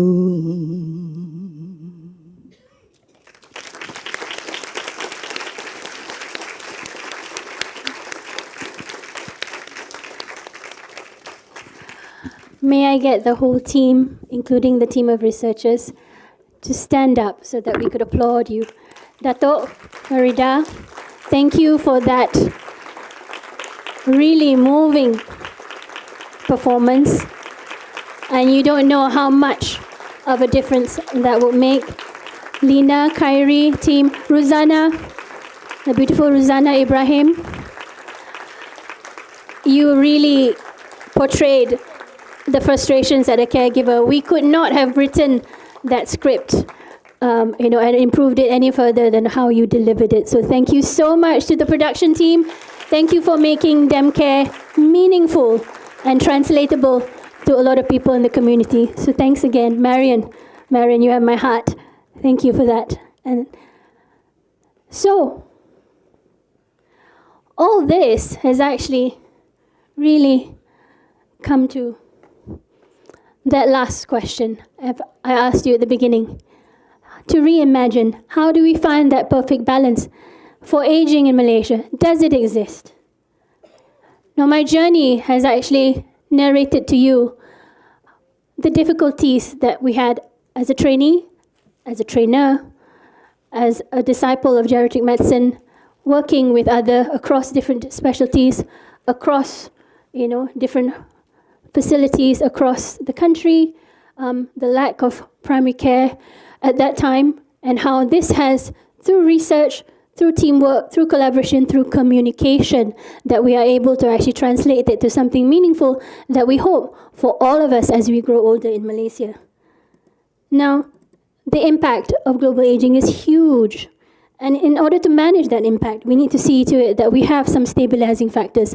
A lot of what I told about my journey was really about these stabilizing elements that we need to have. It's imperative.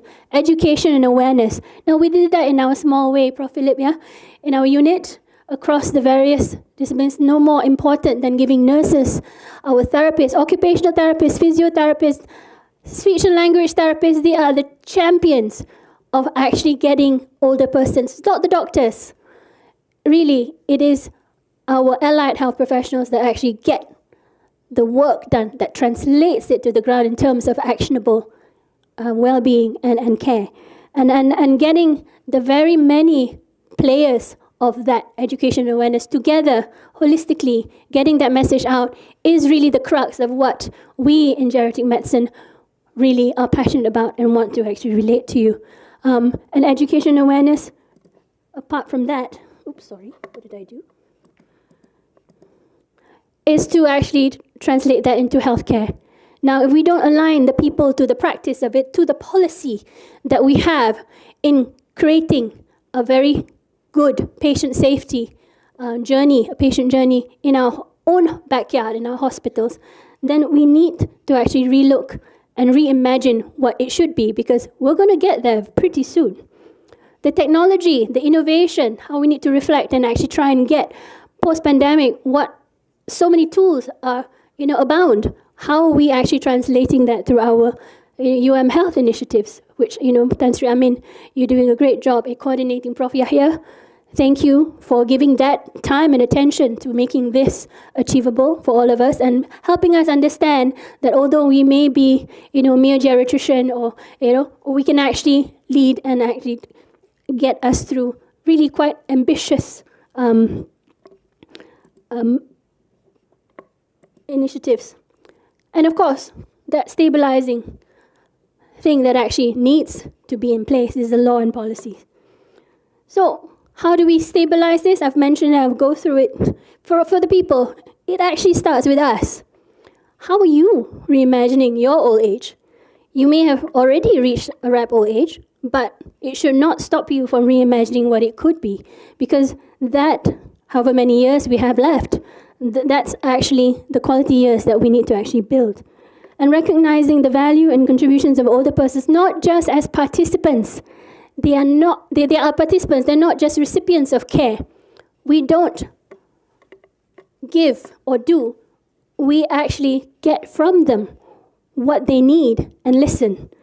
Raising that awareness on healthy aging practices, nowhere have I had the most introduction to healthy aging as my short but very, very fruitful endeavor with Malaysian Healthy Aging Society. So it's been an honor to be part of this society as NGO under Prof. Nathan as founder. And really, to be honest, if we're going to promote intergenerational relationships, we ought to mean it. It's not about hand-holding and just inviting older people on. It's actually really going in to see how they live. And I think Malo helped us realize and see truly how our aging population is living in the community. It's not a good sight right now. It's not a good place. And therefore, we need to do more. As healthcare providers, we need to continuously train. We need to ensure that the needs of older people that are evolving is met.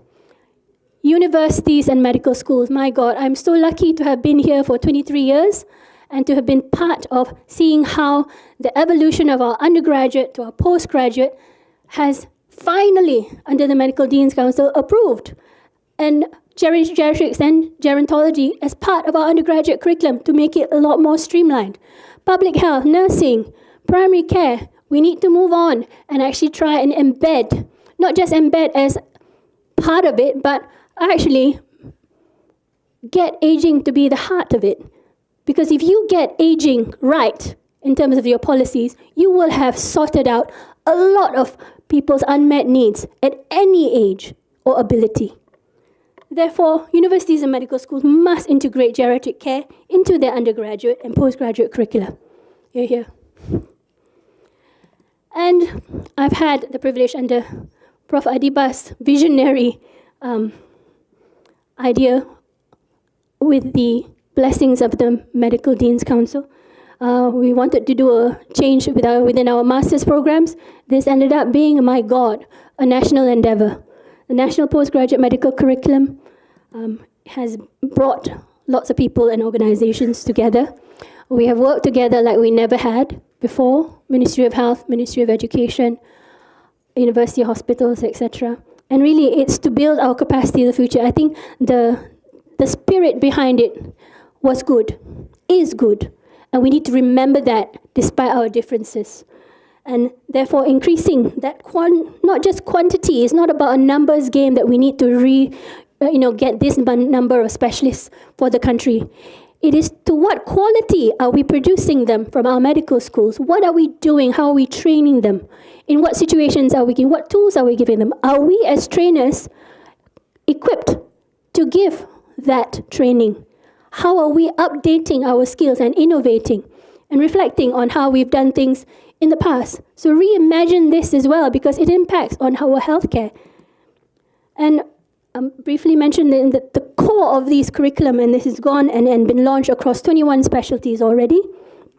And has been the heart of it because this is where the secretariat is. Prof. Jamuna, you've been a big part of getting things. I mean, this is one woman that really implements. She gets things moving. And now, Train the Trainers, Prof. April, you have realized and visualized how it could be, and it has expanded. And that spirit, that innovation has carried on across all the specialties, and we are doing effective train the trainers. I hope my internal medicine colleagues catch up on that and realize that we actually need to do a little bit more than workplace-based assessments, and therefore look into the essence of what being a trainer and what trainees need.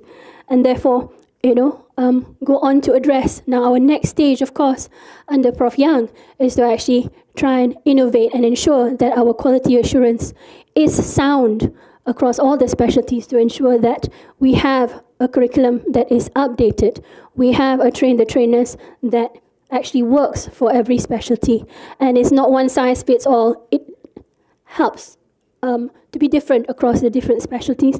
And of course, professionalism, professional values and behaviors. I mean, we hear a lot about junior doctors being frustrated, senior doctors being bullies, etc. I mean, that is not what we are about. It's about actually believing in what we train and ensuring that value, because our patients really see what we do, and therefore, this is what the curriculum is designed for. Second stabilizing element, healthcare solutions. We need to develop an age-friendly healthcare ecosystem. We mentioned it has to be available, accessible, affordable. We need to align this. Easier said than done, but I think discussions are on board to do this. And therefore, in aligning these systems, we would be able to actually start up age-friendly environments, develop long-term care systems, promote healthy aging. Every little bit counts, but it needs to be cohesive, and the heart of it is the welfare and quality of life of that older person. Health, I've been privileged to be a part of. I think it has been leading to this because I'm in charge of the task force for processes. And gosh, I think, April, you taught me processes as Dean, really, the clarity, because I think it sounds easy, but you have to see it from A to Z, and the degree of detail that you do actually need to implement a process, and getting everybody on board is not easy. So that clarity is something that I appreciate you actually having me look into. And Health, for those of you that don't know, it's towards getting as an academic health center, combining 3 faculties and 2 hospitals, of which UMMC and UMSC is part of. And the processes actually involved that I'm in charge of is the patient journey. And what more could a patient journey need but patient safety? Because everything that we do, how we train our doctors, how we are as doctors, what we inform our team members, the communication of that care, the delivery of that care, the aftercare, etc., actually details that journey which we need to improve. Because there's a lot of things that can go wrong and has gone wrong, and really, really impacts on the quality of life of older patients, especially. But if we get it right for the aging population, we get it right for everyone. And improving the patient journey would also improve the learner's journey, because they would see how things could be better, and therefore they would learn from that. And accessing that bit of information across all the various faculties is very, very important to ensure. Now, I had a brief stint under Malaysian Healthy Aging with the hospitality industry, and really, to be honest with you, the minute you come into hospital, whether outpatient or inpatient, it really is a hospitality industry, isn't it? Because that journey really needs to be such that you are having a good feeling about your, although daunting, physical environment. Having quiet spaces in which to actually rest, because having a very noisy ward would actually cause delirium in an older person that's not well. Having, teams that can't have, because the space is not there, nurses and doctors shouting or talking or something would actually impair the quality of sleep and healing that you need to go through in a ward. Having directions that would make sense, because you can't see, you can't access, and having facilities that are in one building to the next, etc. I think a lot has been done by UMMC Patient Journey Task Force, and we're having the Patient Experience Task Force under Prof. Nazira that would actually try and hopefully for those of you who have been patients in UMMC, that we are making really great big strides towards improving the patient journey. Service-focused information technology. Now, this is, having a virtual ward, having telemedicine, all this is new post-pandemic, but we are trying to champion this, and it's so, so important for older people that can't access it outside of their homes. And achieving learning through partnership, that cross-sectoral partnership. I mean, I would really like to get a chef for our hospital, the food. I mean, no, I'm sorry, any nutritionists here? It could be better.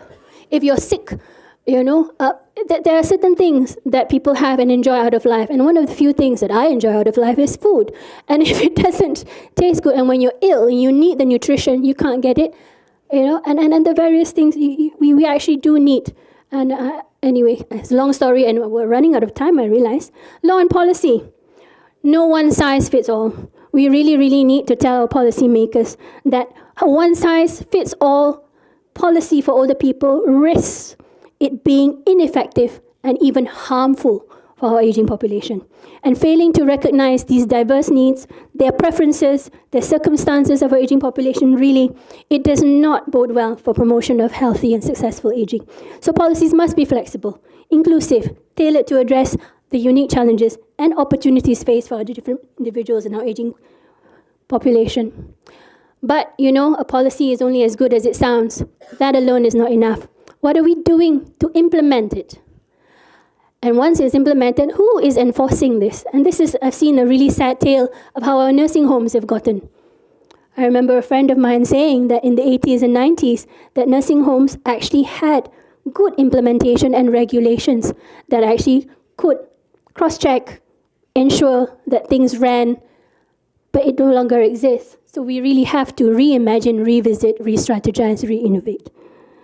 And this is just my little model. I think Merlot actually inspired this, because we have Malaysia's aging needs, and we have a higher population that has a higher consumption of healthcare facilities, differing needs from even the young, old, to the oldest of old. And that differing levels of need and priorities differ between different socio-economic, cultural perspectives. And if we are to create a policy for this, actually the one-size-fits-all does not exist. We do need, however, something that is age-friendly, because if age is not a barrier, it's not about aging, it's not about older people, it's about age, from young to old, across that life course. Those age-friendly solutions in meeting these needs are very, very important. Now, I'm very, very blessed to have been a part of this age-friendly city proposal that on one of our many successful conferences 2 years ago, Malaysian Healthy Aging Society proposed. And we did this conference in Penang to the Chief Minister at the time, YB Chow.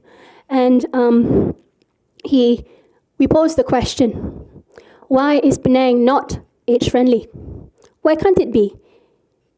It is a heritage city, it's doing well, it's got political will, it's a social hub, it's a medical hub. Why can't it do this? And he took up the challenge. And within a month, we were called to actually propose. We sent in the proposal. And within 2 months, we signed an MOA with the Penang State Government. So Malaysian Healthy Aging now functions as a consultant to the Penang State Government under the coordination of Penang Women's Development Corporation to apply for the age-friendly city status. They are now a member of that network alongside Ipoh, Penang, Ipoh, Taiping, and Cebu. So this is why it's important that age-friendly becomes the narrative for now, because we are needing to prepare our cities, because a lot of aging is going on in cities and it's not safe. Age-friendly cities can foster healthy aging and reduce these inequities. Age-friendly cities can benefit all ages and enhance intergenerational solidarity. So this is just the start of it. This happened in November 2022. We've had 2 focus group discussions. We've collected data. We are about to publish 2 papers on this. And therefore, God willing, by December 2025, if they get all their eggs in a basket, Penang could be age-friendly city by December 2025. Yeah. Last, stabilizing element, technology. Now, gerotechnology, I think through Ageless, this has become, Monash University has got a gerotechnologist wing, and we are learning a lot from our colleagues in the different sectors, because this could be a real force multiplier in the caregiving sector, offering innovative solutions It can also support training because clinical simulations, virtual patients, virtual ward and telemedicine are the forefront of our care for older people in the future, not just older people. And some recommendations, I'll just say a few keywords. Proactive rather than reactive in our policymakers. Understand the changing, evolving and heterogeneous needs of older people. Greater familiarity that we are with our problems of old age, the better likelihood for us to find opportunities to improve them. Identifying improvements in healthcare, aligning this integrative approach for people, practice and policy needs to happen so that we can bring back health to the community. Healthcare needs to be in the community. We are actually attracting, by way of our practices, of aging people in our tertiary centres, and they are not doing well having care there. Rehab, care, opportunities, accessibility needs to be there in the community. Education, I think I've spoken enough about that. We do need to actually focus on our training. New political will. This is an ongoing saga with us, but I think we can get there if everybody here, I think a lot of you are players in the aging industry, so, let's get there. And really, government, non-government organizations, private sectors, society, family, all individuals need to be all equal stakeholders in this if we're to get anywhere. And it's about healthy aging. Nowhere than your own backyard. I live in Taman Tun Dr. Ismail. We have a health and wellness day, I think launched by YB Hannah quite a few years ago before the pandemic. This went on from strength to strength. We got the two bigger players here, Dr. Evelyn Kaur and Margaret Lee from TTDI. You've championed a lot of our initiatives and you've brought in a lot of NGOs and industries within the neighborhood to actually get people's understanding across ages to understand what it means to be healthy whilst you age. So, it's true young people do not think about growing old because it's too far away.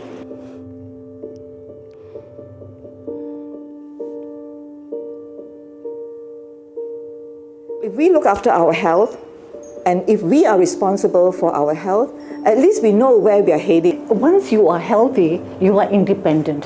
If you are not independent, you are dependent on others, and nobody likes that. Health costs a lot. Kita hanya melihat dari segi tingkah laku. Kalau tengok, fizikal dia mungkin sihat, badan dia sihat, semua sihat, Tapi kadang kita tengok bila datang tingkah laku tu, kita mungkin rasa macam ada something wrong lah. A lot is in front of your eyes, in front of your doorstep, what you can do. Not just give pleasure to yourself, to your family, to grow older and older with dignity and also with a wellness that can be of great use to the country. I was so fascinated with this puddles of water, so I tried to get it. I mean, it's not perfect, but I was quite happy with it. My name is Didi Hill. Sister. I have been a teacher for forever, as long as I can remember. For me, healthy aging is a process where you improve yourself physically, mentally, and I think most important, you have to be positive. You have to stay active physically, mentally, and learn from others. This used everything. I used the brush, I used my fingers, I used everything, and I'm quite happy with the end result. A lot of people forget is, I think in today's society, we tend to get involved in the phone, the computer, and the TV, Netflix. It can keep you entertained for a long, long time. What is missing is interaction with people. My name is Margaret, and I'm actually from Ipoh, but I've lived here in Kuala Lumpur since 1985. So 2016, a group of residents were very excited when we went to Subang Jaya to visit a community garden. They said, "Oh, why don't we have one here in Taman Tun?" And so that's how we started this initiative, with our own bare hands. So Saturday we have a farmers market. To introduce you, Cher. Cher is also one of our volunteers who've been with us since 2017. Growing old, fortunately, does not come suddenly. In fact, I don't think I have done less than when I was much younger. I'm like a cat. I'm very curious. Curiosity is a very good aspect of life. to hang on to. Because if you're not curious, you're probably killing your mind. What I would like to focus more on this time round is on lifelong learning. A lot of students, they think that, okay, they've got their degree already, and that's it. End of the story, they start working. Nowadays, we are so worried about getting Alzheimer's, getting dementia. Keep those brain cells active every day. A lot of people who are like going to retire soon, they look forward to retirement as, wow, no work, every day is a holiday, and so forth. Many of them. There must be something to wake up in the morning too. So they get back into community service. So for me personally, community service takes up a lot of my time, but I enjoy it. I'm very passionate about it. It is giving back to society, especially those of us who are blessed. Saya ingin mensarankanlah kepada warga emas yang berada di luar daripada tempat saya ni, sebab kita orang ada buat aktiviti warga emas, tapi kalau tempat yang tak ada tu, saya rasa eloklah kita mencari rakan-rakan yang sebaya, yang boleh kita kongsi rasa bersama, buat aktiviti bersama, walaupun benda tu bukan dianjurkan oleh badan kerajaan. And then we share which is the best doctor to go to, where's the best vegetables to buy. I mean, things like that, where what to do, whatever you are not so sure, somebody there among your friends will be guiding you. When we have this, we have more volunteers to come in. Yeah. So when the volunteers come in, and they like, and they stay, and they become your friends. My message to you, Malaysians, is age gracefully and stay happy. It's true, young people do not think about growing old. Okay, the last bit. Now, no one person shines in any team. It is a collective effort. And I'd like to say thanks to my geriatrician colleagues, sorry, not geriatric. Led by Prof. Chin Ivan, Prof. Tan Maupin, Prof. Tan Kit Man, Prof. Koh Hui Min, Prof. Terence Ong, Prof. Izzati, Dr. Keja, our Masters of Ceremonies, and our latest baby, Dr. Amanda Goh. Thank you for keeping our unit alive whilst I've been pulled in very many different directions in the name of education and administration, of course, at UM. The unit would not have survived without you, and I thank you for your efforts and your innovations. I think life just got a lot more interesting in geriatrics with all of you here. My HKL and Selayang colleagues, you are a pleasure to work with, and I think, with our small fraternity, I think we have grown really, really quite significantly. And thanks to you and your leadership in Ministry of Health, that we work together really well, and for the sake of our older persons. Thank you.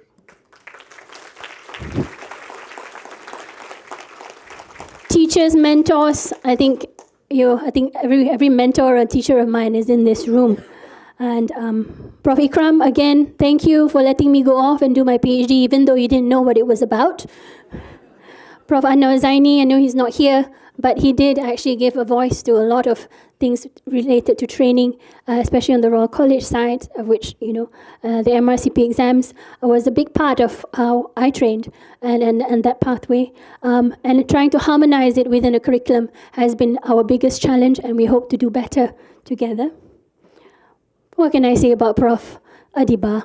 I think this woman has actually pushed all my buttons from a very young age, and across from, as a junior lecturer, we shared a room together, and apart from feeding me, she actually inspired me for a lot of things.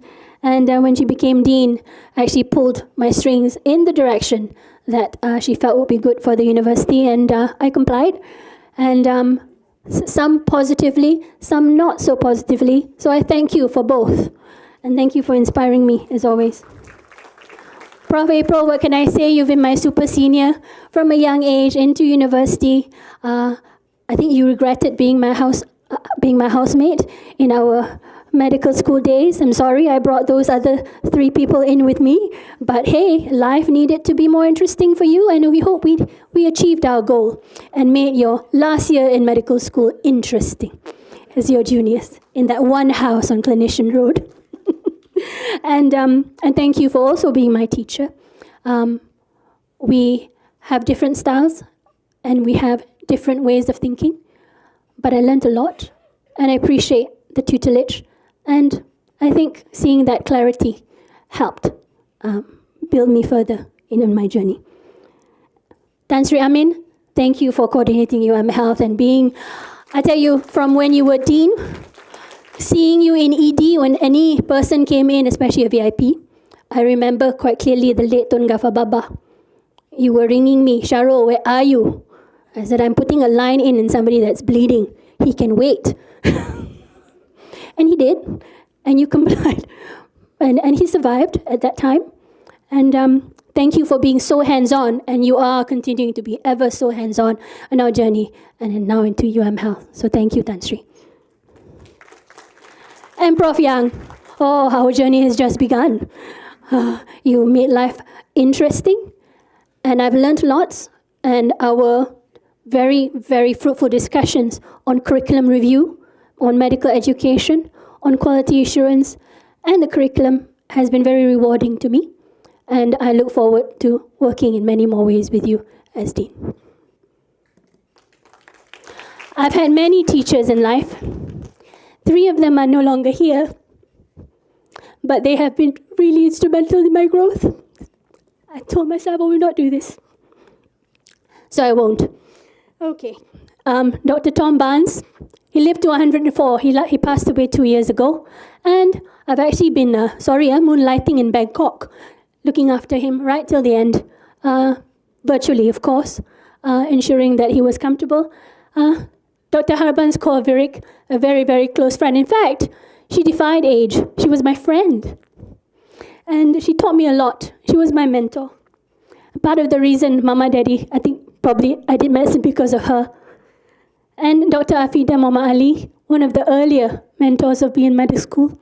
She actually is the evidence that you must not work too hard. And life without just focusing on your job could kill you. And it did. It did, because it is very, very important for us to have a work-life balance.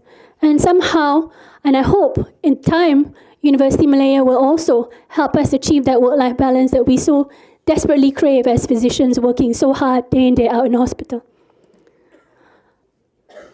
Mr. Tay, where are you? Mana, Uncle? Uncle Tay, this man saved my life. Uncle, he's sitting through this boring lecture, not understanding a word.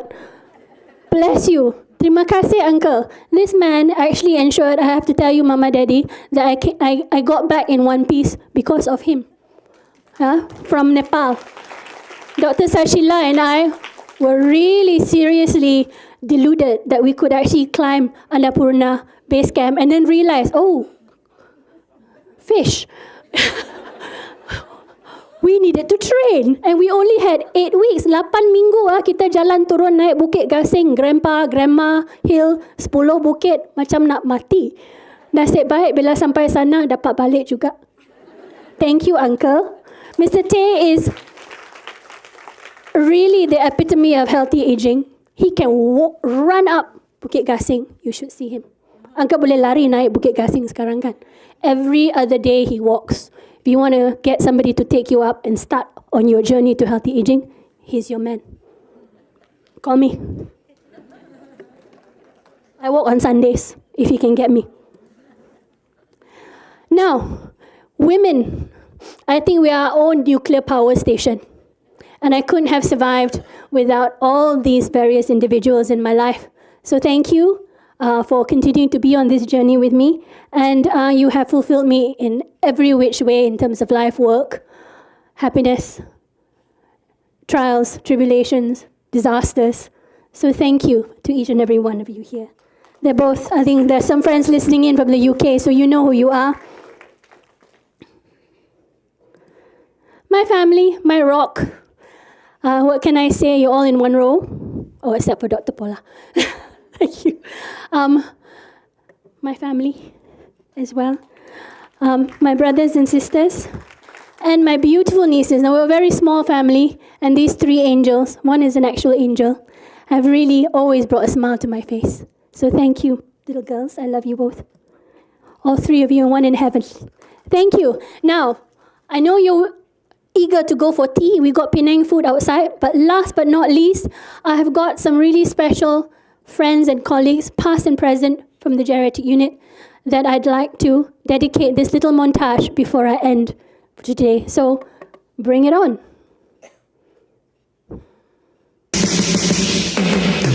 And if you'd like to stand and sing along, please do.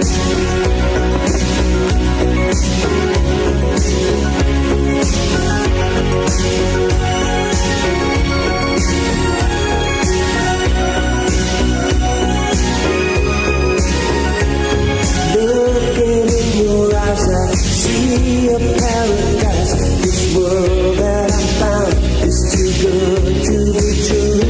Standing here beside you, want so much to give you this love in my heart that I'm feeling for you. Let 'em see we're crazy. I don't care about that. Put your hand in my hand, baby. Don't ever look back. Let the world around us just fall apart.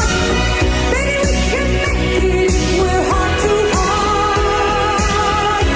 And we can build this thing together, standing strong forever. Nothing's gonna stop us now. And if this world runs out of lovers, we'll still have each other. Nothing's gonna stop us. Nothing's gonna stop us now. I'm so glad I found you. I'm not gonna lose you. Whatever it takes, I will stay here with you. Take it to the good times, see it through the bad times. Whatever it takes is what I'm gonna do. Let 'em say we're crazy. What do they know?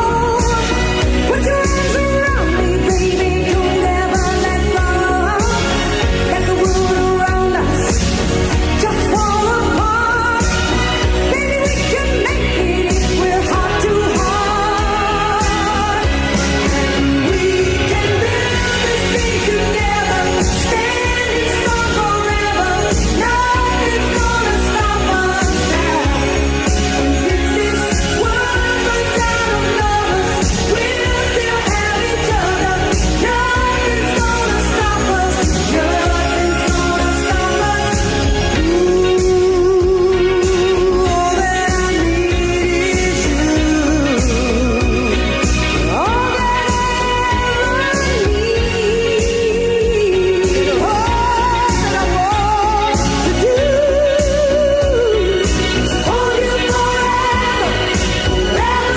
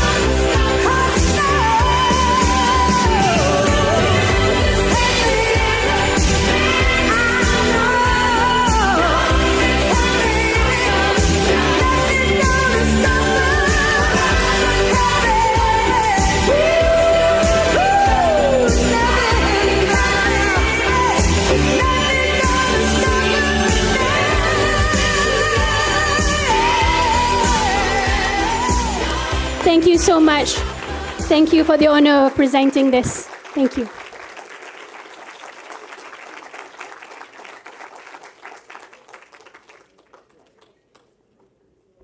Thank you very much, Prof. Shahrul, for that really enlightening and inspiring lecture. And like you rightly said, nothing's going to stop you and us now to bring healthy aging forward. I would like to invite Professor Dr. Yang Farida to come and conclude and summarize the lecture. Thank you. Thank you. Well, what can I say?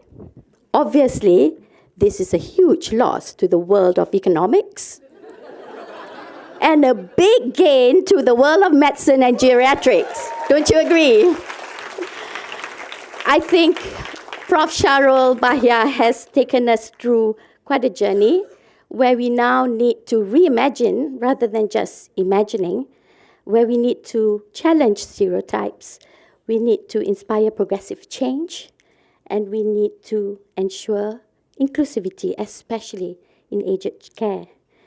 And she stressed upon meeting the needs of older people, which are multidimensional and of different social economic needs, where we need to ensure that the frailty index, including cognitive frailty and our latent vulnerability.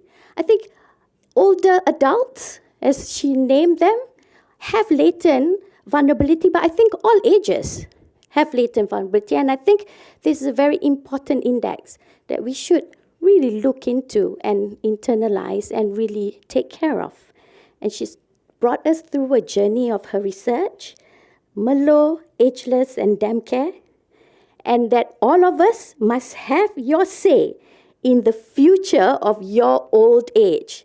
And I think that's very powerful. And basically, I think what Prof. Shahrul brought us through is really talking about age-friendly, complex ecosystem.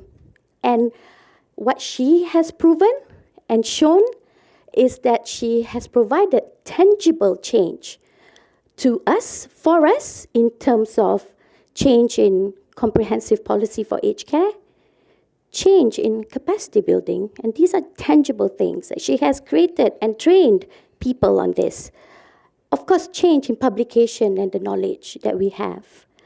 Change in building a better community with an age-friendly city, and these are all tangible change. And change in evolving curriculum. But you know, it's the intangibles that always catches you.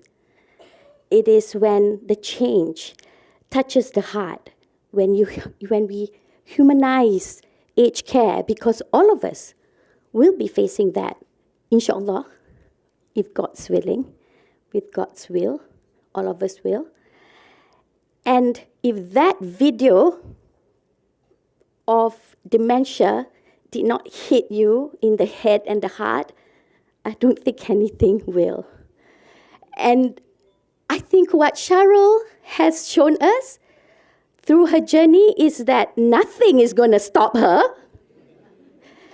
And this experience that she's shared, your inaugural lecture, to me, I think, and to all of us, have been truly unforgettable. Congratulations. Prof. Shahrul Kamaruzzaman. Shahrul Bahyah Kamaruzzaman. Thank you.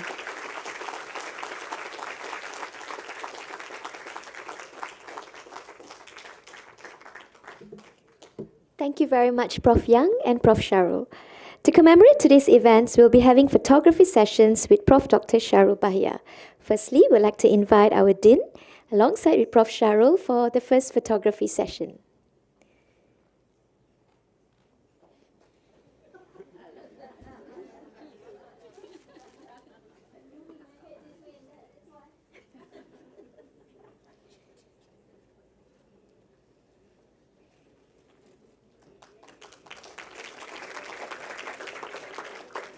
Thank you very much. Next, we'd like to invite Prof. Shahrul's family members, her backbone throughout her journey, to come up on stage for the next photography session.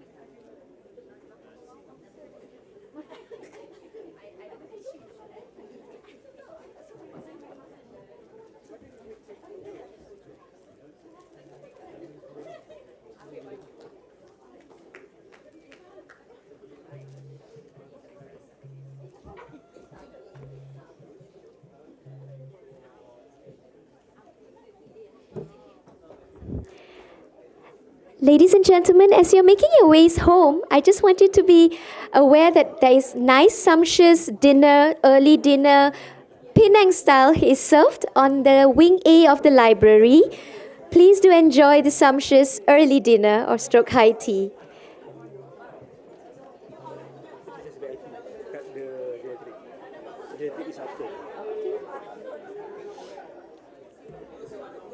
Boleh, bos.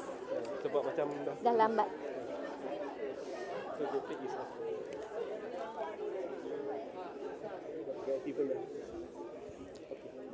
Thank you very much. And the next one, can we call upon the VIPs, the higher management of the university and faculty for the photography?